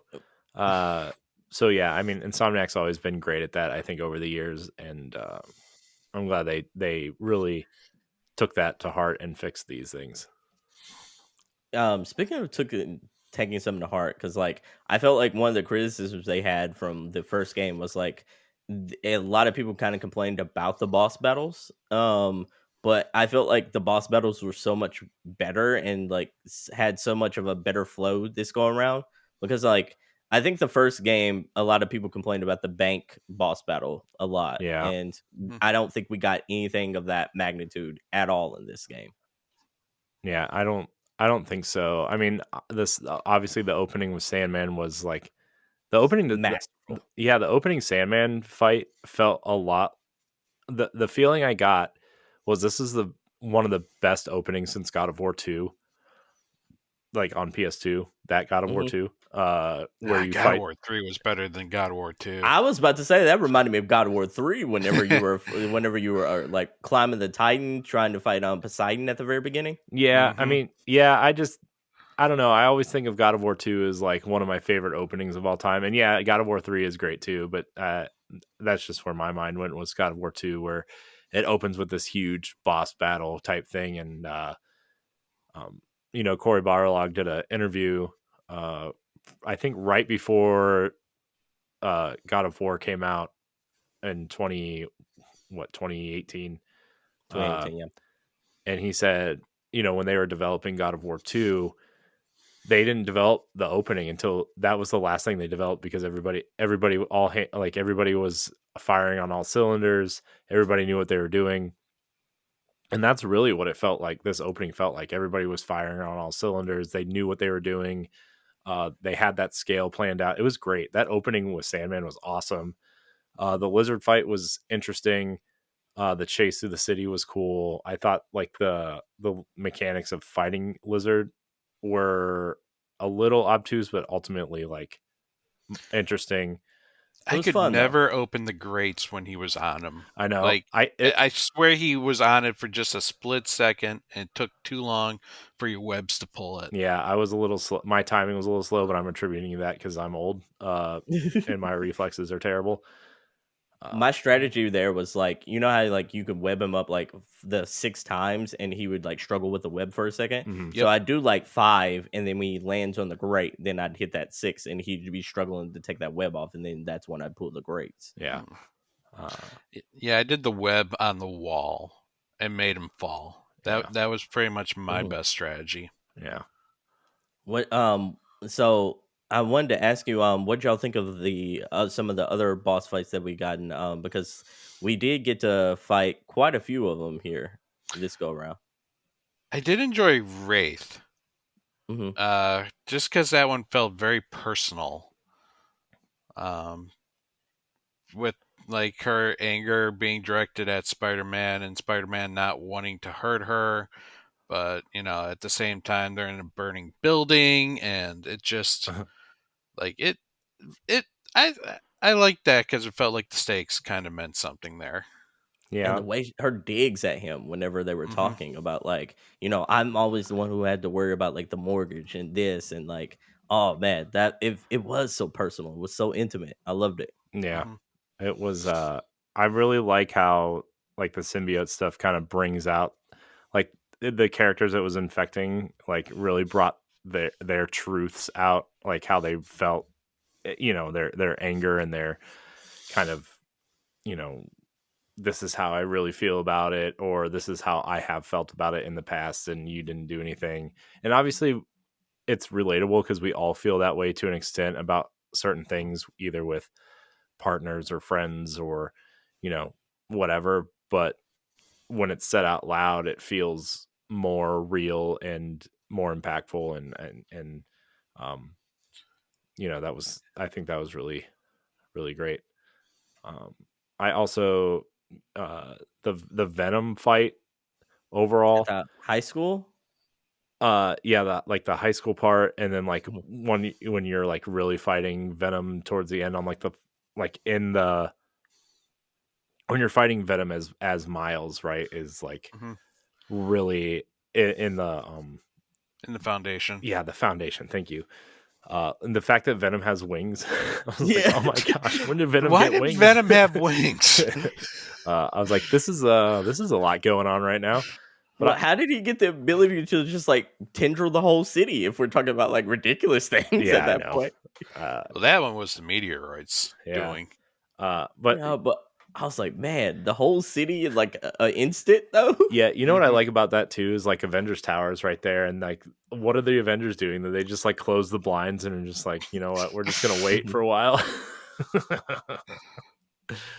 Oh Yeah. man, that always makes me laugh when something huge is going on and you just see Avengers Tower just sitting there and it's like, where's Iron Man and They're everybody? like, this is not our business. Yeah, Then you also saw the Baxter Tower too. yeah, Hmm.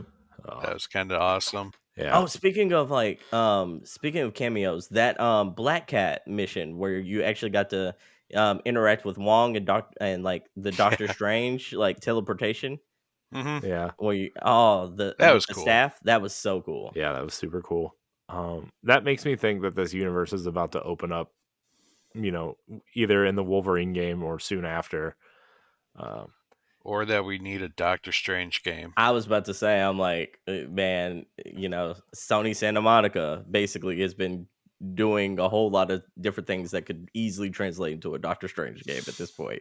yeah, I just a side tangent. Like, can we just give Disney credit where credit's due of them, like essentially giving the studios the right IP to work on, essentially, like, Yeah. Mhm. Insomniac's doing great with Spider-Man. I think Eidos Montreal killed it with Guardians. I think Crystal Dynamics, aside from like the live service stuff, I really thought the single player of the Avengers was pretty good. The Kamala, the Kamala storyline was yeah. really good. And then obviously like the Star Wars stuff has been really great too, aside from maybe the Battlefront 2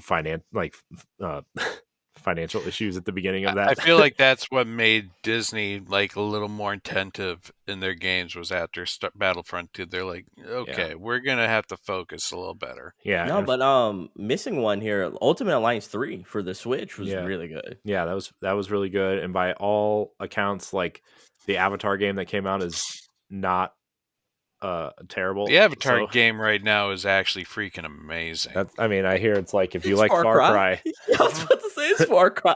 It's Far Cry, but it's an alien world, and it's actually got a pretty decent story going on. Yeah. I'm like, let's be honest though. I'm like, it's kind of the same formula they've been doing though with it's the Ubisoft formula though, right? It's the Ubisoft formula. Yeah. If you took Far Cry and mixed it in with Horizon, that's more what this one feels like, or at least more the primal side. Like Horizon, you don't was pretty have much all third-person Far Cry in a sense too, though. So. Yeah, but in terms of the weapons, like you're mostly using bows in this one. Yeah. Versus like automatics, even though there's an assault rifle, it just Far Cry Primal. That is Far Cry Primal. Yeah, I was about to say this is the Far Cry formula to the T, man. Yeah. It is. But they work it well. Yeah. So on the spot. Oh, go ahead. I was gonna say shout out to John Drake and the team at Disney Interactive and Lucasfilm Games and Marvel. Like, great job distributing. That gives me really high hopes for Blade and Indiana Jones and the Star Wars game that comes out next year that I always forget about the name. Outlaws. Yeah, by Ubisoft as well. Yeah. I always want to say Outpost, but I know that's always wrong. So the one thing we haven't talked about in the hour and a half we have been sitting here is Harry's overall storyline itself and his and Peter's relationship. I mean, we've touched on it, but like, I kind of want to dive into it and kind of talk about how the Venom storyline has changed because it's affecting Harry now and not Eddie Brock. So yeah, I mean, it's one of those like 50-50 things to where like Harry in the comic books has been Venom before, so I like it didn't quite shock me about the transition there, but I thought they played it off really well with like the scene where he finds out his mom died was it hit me so hard. Yeah, loved that scene. Yeah, and them going through the high school together and being like teens on like a not really dangerous but very low stake, but to them it's the end of the world kind of thing scenario, but like it felt intimate, it felt like it meant something, and to see how all that came crashing down for Harry and Peter being there at Harry's most vulnerable moment of his entire life and up to that point was it was so well done the way they told that story. Yeah, I really like Harry's character in this. I feel like it's I feel like they did a great job with Harry. I also like the Spider Pals sequence and the nod to Agent Venom was really cool. I love with the furnace theme. The what? Yeah, with the furnace. Yeah. Yep. I really like that. I would like a whole game surrounding that moment, to be honest, like a whole 5-hour kind of DLC for that. I thought that was really cool. Yeah, I like how even though Venom was a villain, Venom's thoughts were not villainous. Like, you had the symbiote itself who's only wanted to preserve itself. It mostly freaked out because like he heard the word he was going to be destroyed. But he also amplified Harry, even though twistedly, Harry's obsession to try to save the world. And this was what like his Venom symbiotic mind came up with. And able to eliminate all illnesses and inequality and stuff like that. Yeah, it's the old homage of like what they said is like the best told villains is the ones we can relate to, and it's like they made Harry and by proxy Venom was like so relatable because like there was always that like underlying thing of like maybe if Peter would have communicated better, or like maybe if Peter would have like done things a little differently, like this is a lot of what Harry was going through, you know, like, not disease aside, was like Peter probably could have handled the situation a lot better. And Peter is also the one who creates a lot of his villains, you know, like his worst situations is by his own making. And this was one of those kind of like tales of like Harry was a bad guy in this, and in no form is he absolved from all of his behavior. But like a lot of this is like he reacted based on like the information and the situations, whereas Peter could have handled everything differently, you know? Yeah, and I this goes back to where we were talking about how a lot of the story of this part of the story, at least, was kind of shoved to the back third of the game, where I kind of wish we could have explored a little bit more with Harry and watch his as he physically got better, maybe mentally started to deteriorate a little bit, like, you know, kind of evolve the way that Peter did a little bit, you know, where he started saying we instead of I, and, you know, kind of started I wonder projecting how much of that was the symbiote, though, that. because I feel like the symbiote was already like pissed off at that point and like just fully took over. Yeah, what with Peter? Well, yeah, with Peter, and then like it moved from Peter over to um, Harry, but like the symbiote has grown since then and understands that now it's in danger. Yeah, yeah. But I just wish we would have got a little bit more of the symbiote starting to show itself within Harry before he transferred it to Peter to save his life a little bit, I guess.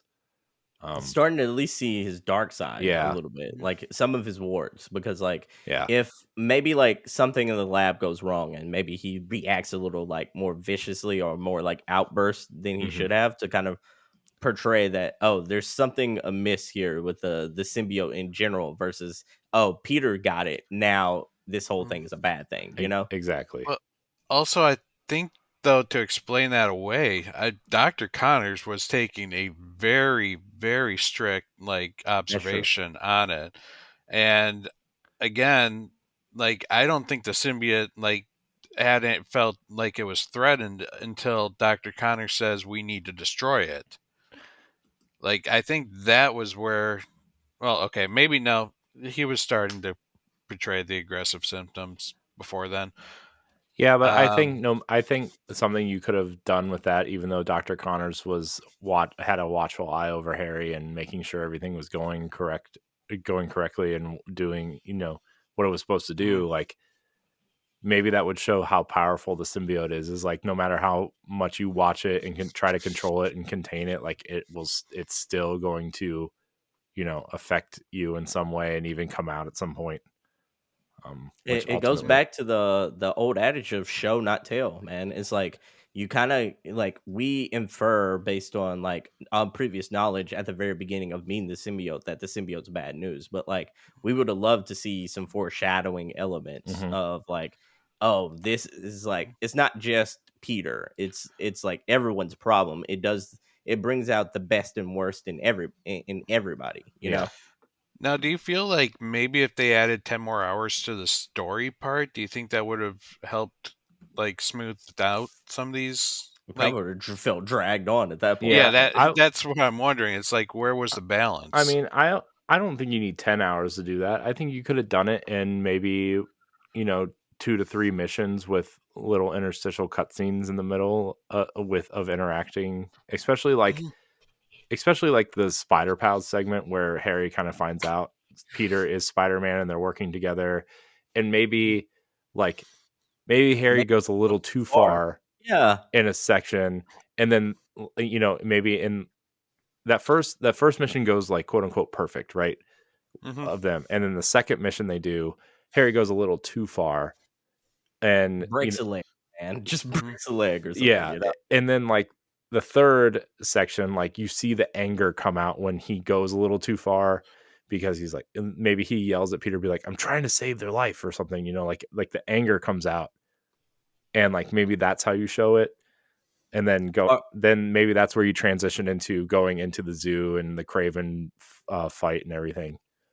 or maybe it's one of those things to where, like, if you did have to pat on something, it's like show where Miles and Peter like took on a villain and that villain got away. Like that villain got like let off the hook, because that would tie into Peter's like angst of like, no matter what I do, all these villains keep coming back. Like I keep, like with the Martin Lee thing, it's like he always feels that responsibility and burden whenever they're in Peter, like whenever they're showing like when Miles is like fighting all these people and he said they're endless, and he said this is how Peter feels. Mhm. Like the endless struggle of like these same villains are keep coming back, like I keep doing something about it and they keep getting let go, or like they keep escaping, and like it's an endless cycle for him. I'm like, maybe you could have had Harry feel just a little bit about that. Like maybe one of these throwaway villains like Vulture or someone could have been like, oh, like, or Vulture, we captured Vulture at the very beginning. Vulture is like got let off the hook because of a technicality, and then you get to see Harry's frustration,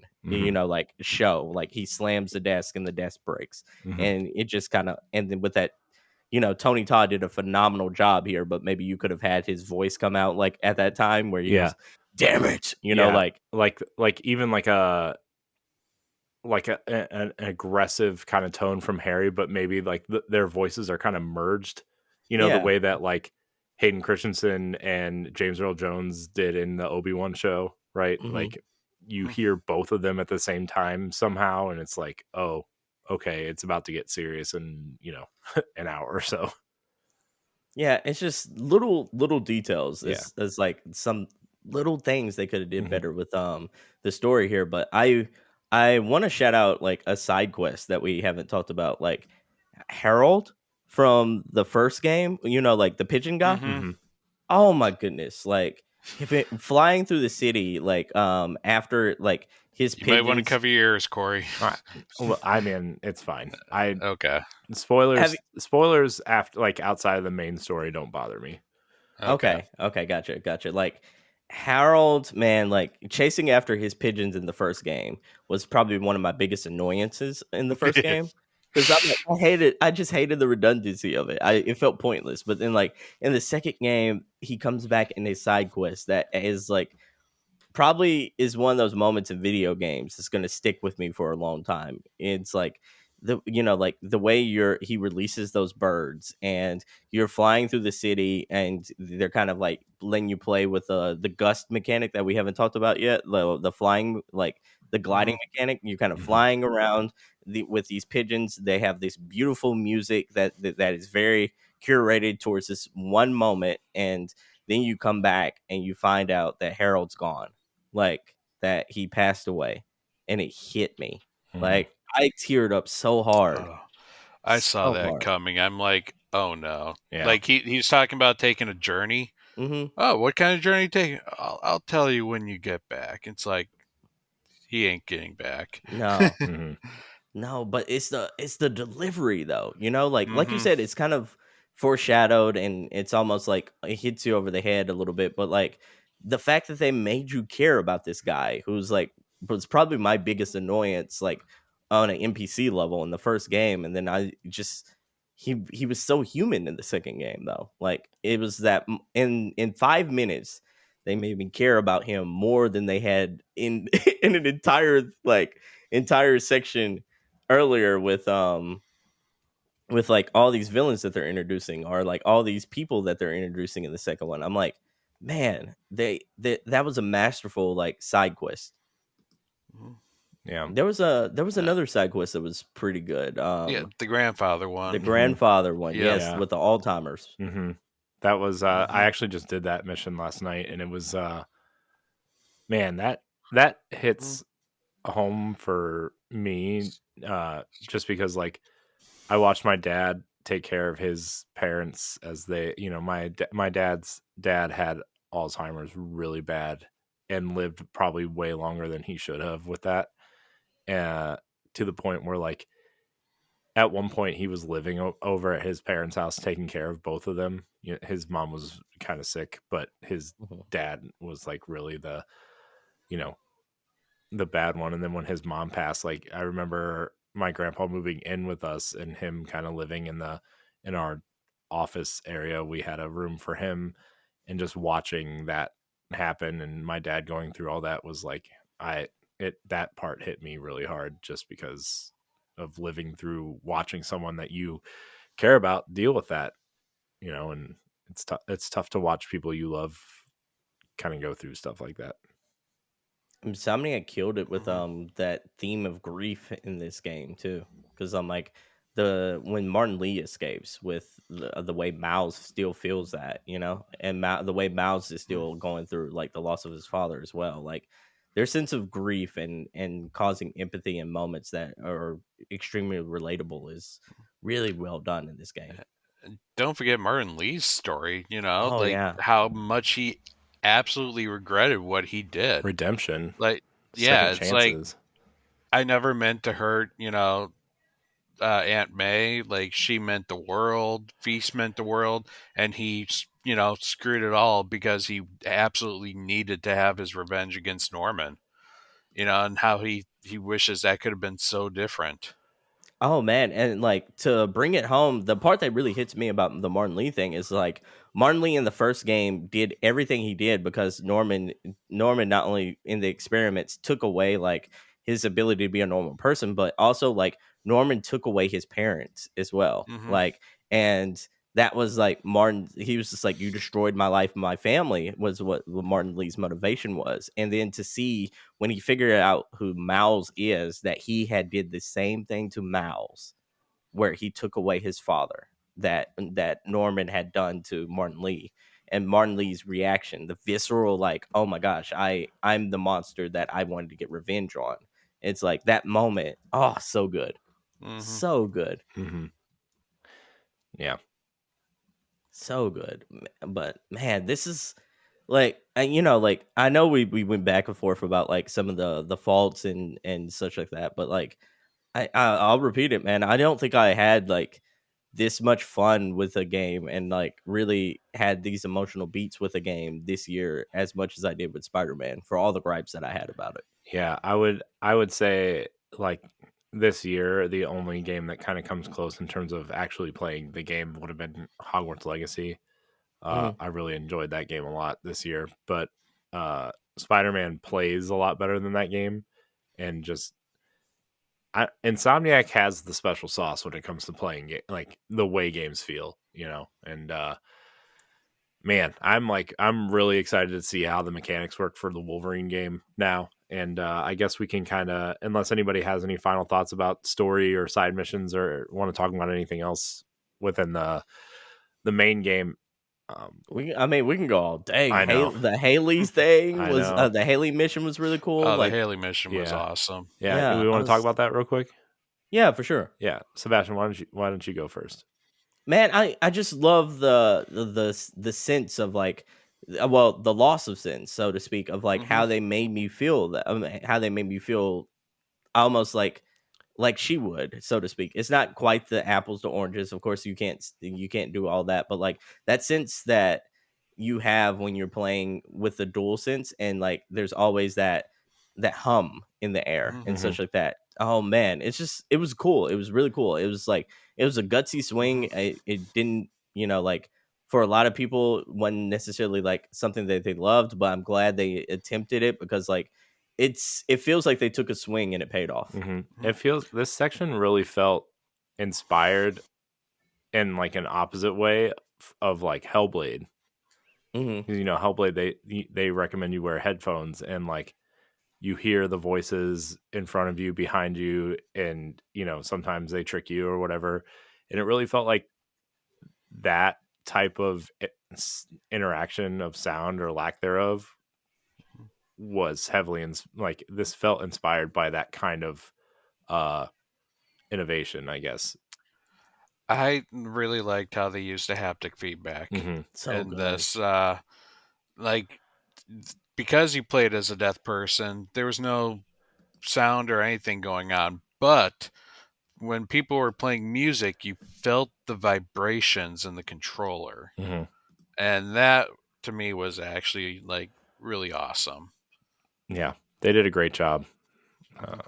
I It just shows that Insomniac cares, even if they miss, on something. Like at least they tried and they did something unique, and you got to give them all the credit for that. Yeah, and I mean, it just also like I know we're not talking about like the grand scheme of 2023 here, but like it's a book club about Spider-Man 3, but like I know like some of the discourse this week as of this recording with the Game Awards is like, damn, Spider-Man didn't win any awards, but I'm like, man, that's what type of year this was though, too, like I think like I'd said it once. I'm like, Spider-Man might be my favorite experience this year, but it's not the best game of this year. It's the way the cookies crumbled, man. Yeah, I mean, you got an awesome new 2D Mario game. You got another Zelda game, Diablo, Final Fantasy, a new Fire Emblem game, Hogwarts Legacy, Baldur's Gate. Like, I mean, yeah, every 2 weeks it felt like a new game was coming out that had the potential to be game of the year, and Spider-Man just happened to fall in this year, and it probably any other year probably would have won 2 or 3 of the awards it was nominated for, but just where the cards fell. Yeah, it's the PlayStation curse right now, because I'm like, God of War got that, Horizon got that. I'm like, they're putting out banger after banger. It's just like, yeah, there's always something, another monster that kind of like takes them out though. Yep. So we talked about kind of what we wanted from a Spider-Man 3 game. We kind of already mentioned the Wolverine game. We do have a couple questions. Remember, you can either go to the question thread on Patreon, or you can go to our Discord, and we'll answer your questions there. Cordy Yikes writes, and she asks, your opinion, what will be the update for Spider-Man 2? What will it look like? What do you want out of it? I think maybe she means any potential DLC for the game too. Okay. I think I'll go first. I feel Carnage could just be a DLC. I hope so. Like, let's end the symbiotes and not have them carry on over to the third game. Mm-hmm. Yeah. Let's. I hope so. Same here. Yep, I agree with you. I would also like to, maybe kind of wrap up Black Cat's storyline, as much as she's a great character and whatever, but like they kind of just left that thread dangling. Is she really going to save her girlfriend or whatever, or is she stealing famous paintings in Paris? Like, I almost wonder if there would be some sort of section in Paris that they would go play at, just to give us a new location, but I would really like to see that kind of storyline wrap up, because I just feel like that is a loose end they never covered again, really. And, I don't think they're going to leave a loose end like that for a third game. I agree with both of y'all, especially with the Black Cat. I mean, not the Black Cat, but the Carnage thing of like, man, she like Yuri's story ties in with what they have going on so well with like Carnage, and Yuri kind of like, I almost don't want to see Yuri again in the third game as well, because I'm like, I liked her story, but I'm like, it also feels like it's kind of like add on than it is like must. Like, there's so much going on already that we have like teed up for the third game. I don't necessarily know if I need Yuri's redemption arc added to that. You think they could potentially make her Carnage? Oh, that would be a cool twist. Yeah, that'd be cool. That way you could wrap up 2 storylines with one stone. And I mean, they've been switching things up anyway over the course of these last 3 games. Yeah, so. I think they'd still keep Cletus as Cassidy as Carnage. Yeah, it feels more natural, especially how they built it at that very end. I for sure think we're gonna fight a Scream version, a la like Scream, like version of like a symbiote version of her, because like it'd almost be a waste of like Rafe's boss fight like moves that they've already built into the game. Yeah.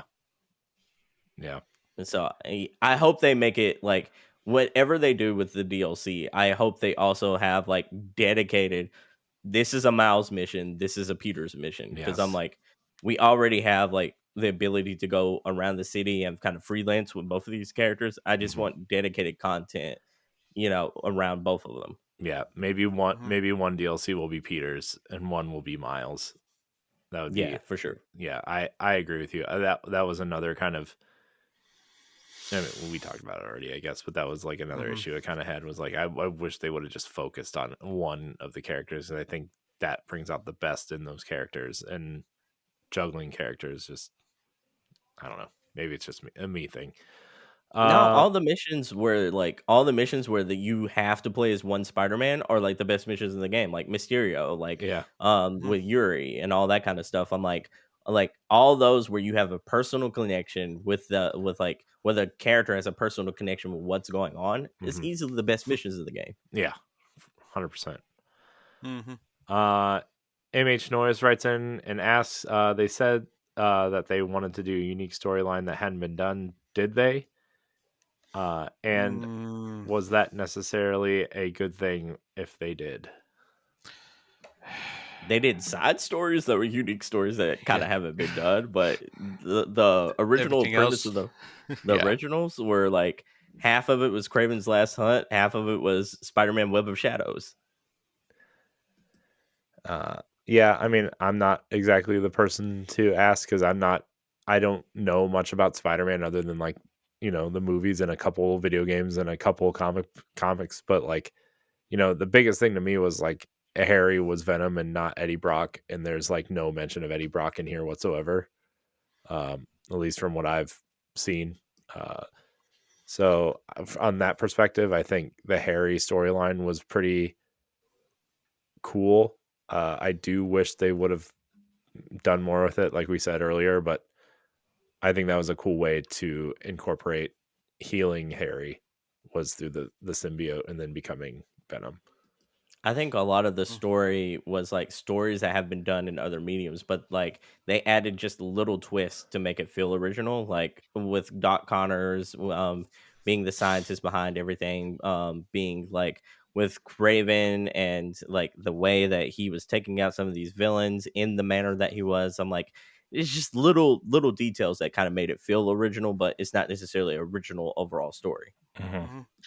I mean, it's a nice touch how they were able to combine Miles and Peter and tell this original story. Like, it wasn't original, but it was at least a refresh from just retelling a story. So I'll definitely give it points for that. She also asks, when she says, I won't listen to this until I finish Spider-Man 2, but she's going to throw this question out anyways. There's been a common criticism that both games are far too short for their price tag. Do you agree with this? No. I don't agree with the price tag. Okay, I'll say I very rarely do I agree with the premise that games have to be a certain length to require a certain price. My thing has always been, if you can't afford it, don't buy it. Some of us are are more in better positions than others to spend money, and games go on sale all the time. Games, Spider-Man 1 is like $15 or $20 if you can find it used or new. On PC now too. So. Yeah, I mean, games are expensive to make. This is a huge open world with a lot of mechanics and a lot of side quests and a lot of great missions and obviously like voice acting and mocap and everything is also top notch, and especially in these Sony exclusives. I think if the quality is there, it's definitely worth $70. Like there has been, I would make the argument that something the size of The Witcher could have been easily $100, $120 at some point. Like if you were to explore that. Oh no! Don't give these people ideas. Yeah, come on. People already are saying that Grand Theft Auto 6 is going to be $150. Yeah, I know. I doubt it because they're gonna make that money. Like even if they sold it at $60, they're gonna make their money back probably in a week. On the money back before they even sell the game. Conservative side, and then they'll supplement the rest of that with Grand Theft Auto Online. But the price tag thing, the price tag question has always been ridiculous to me. So I mean, you guys can go. I've said my piece on that 100 times at this point, I think. I No, feel I like the agree. whole price tag thing is also dumb just because of the fact, like, we were complaining, like, not even 5 years ago with the Assassin's Creed Valhalla that game was too damn long. Yeah. It's like, so really, you're complaining that you didn't get or you got more than your $60 worth of that game? Yeah. And it's like, now we're complaining when a game isn't 30 hours long. It's like, where is the happy medium? Right.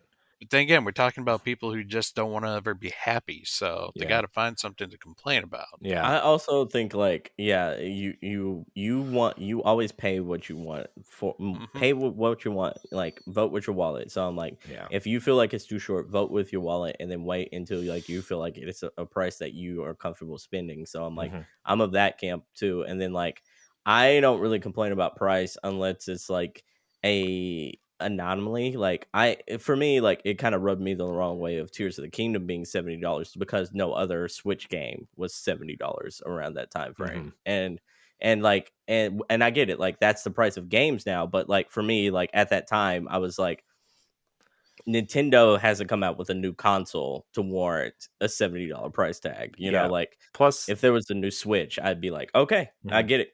Yeah. Take it. To your point on Tears of the Kingdom too, like Nintendo's budgets are extreme, like for the most part are substantially lower than something like Sony or Microsoft, just based off technology, voice acting, and mocap alone. Plus, like they're always, at least technology wise, like a generation behind, at least sometimes two. And Tears of the Kingdom was already based off of a previous game. Like the world and the assets and the animations were already built.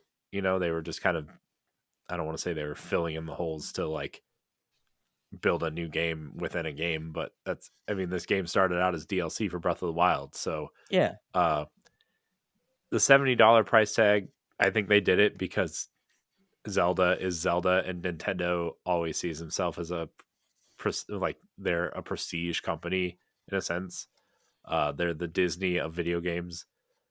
And so I get that. I was just like, I knew it was almost like they knew they can get away with it. So they did it. So, and I'm like, I don't respect that. I'm like, I understand that. It's just like, I'm like, that's the only time I'd ever argued price. And the only reason I got mad at that instance is because like, come on, man. I'm like, give us a new console before you go up in price, Yeah.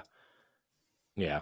So, that's like Nintendo did it because they could get away with it and people would buy it, and people are still buying it. It's sold all 19 million units so far. So at full price. So I don't think it's been on sale once. I don't think Nintendo never really does like hardcore sales. It's like $45, you know? They're having like a quote unquote game award sale right now, and their first party games are $45 instead of 60 or 50 for the most part. So I don't know. I kind of find the price thing a ridiculous thing to argue about. I'm sorry, but not everybody has to play everything, and you're not entitled to play everything. And if you yes, I am. If you can't afford it at full price, then wait for a sale or don't buy it at all. That's always been my opinion. Wallet, and you know your wallet better than anyone else. Yeah. Well, theoretically, I know I have family members that think their wallet is filled with Bill Gates money and they should be living in a box because they're so poor. But anyways, I digress. They don't listen to this. I keep my quality of life low so that I do have the money for video games. Yeah. Hey, man. We all do what we got to do. And obviously, like, if you own an Xbox, like, Game Pass is a great thing if you want to play their first-party games, right? And Game Pass is a great thing. PlayStation Plus is a great thing to catch up on older games. The subscription services are easing that kind of urge to play more than you can afford, but still, like, I don't know. And the other Spider-Man games are also on PlayStation Extra at this time. So I'm like, Spider-Man 2, if you wait it out, will be on PlayStation Extra eventually. So yeah, man, I would like to do like we did for Resident Evil 4, like this group to do a Spider-Man 1 and Miles Morales discussion at some point. This was a great discussion. I had a blast talking about this game. Same here. Mm-hmm. Sebastion. We didn't even broach everything. It's so crazy. Yeah. We didn't even go. Normally, we go through the storyline, and we just kind of jumped around and talked about. Mm-hmm. It just the conversation just flowed naturally, and I liked it. So, Mhm. any final thoughts on an elevator review of Spider-Man 2, Pat? It was good. It was good. Okay. Sebastion, your elevator pitch for a review on Spider-Man 2. Spider-Man 2 is not a perfect game by any means, and do not expect perfection out of this. But if you love the first two, this is the perfect popcorn game this in 2023. You're going to get bombastic moments. You're going to get emotional beats. It's one of the most well-designed games. Like we should have probably just talked 50 minutes about the fast travel system and then switching in between both characters being instantaneous, because it is magnificent, it's glorious, and it makes it feel like a next gen experience, because Spider-Man 2 feels like a next gen experience. Everyone, if you like Spider-Man, if you like comic books, if you like that, if you want something like that makes your PS2 feel like it is a next gen console, definitely check out Spider-Man 2. If none of those things speak to you, this ain't going to be for you. Yeah. With great power comes great responsibility. Peace out, everybody. You better together.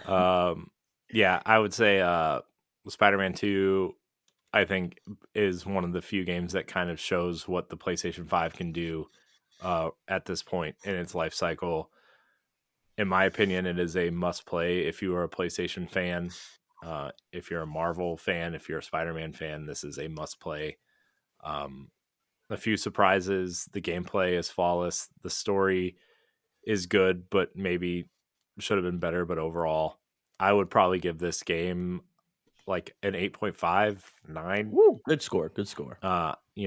I would the points I would knock would be mostly for the story. Actually, it would not be for the gameplay or the length or the side missions or anything. It would be definitely be more for the story stuff, but definitely a must play if you have a PlayStation 5.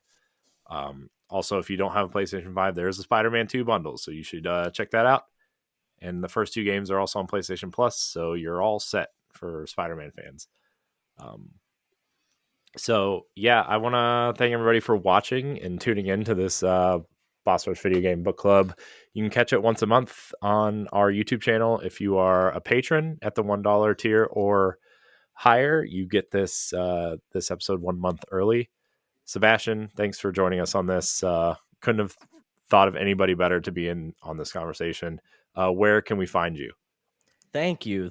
Honored to be here. You can find me at the Single Player Experience podcast. It's available on all your favorite podcast platforms. And then, if y'all want to see me save the day and everything like that, that's you can find me on the streets of New York, swinging around town. But definitely look for me at the like on Spotify or anything else that you like listening to. All video game podcasts there. You can find me at the Single Player Experience podcast.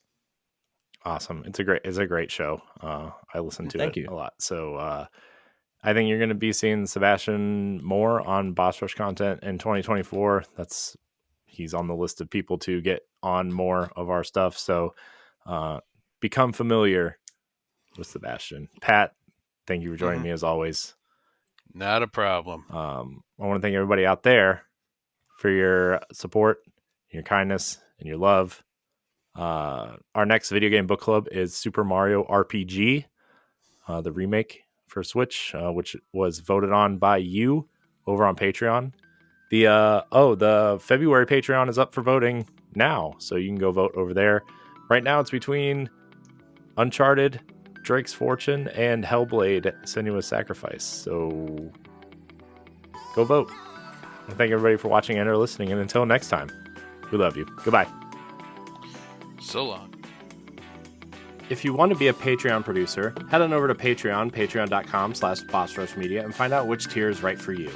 Our Patreon producers at the $5 tier or higher for this month are Adriel Munger, Celeste Roberts, Christian S., Sana Dirrig, Francisco Santillan, and Rebecca Jewell. Thank you for your continued support.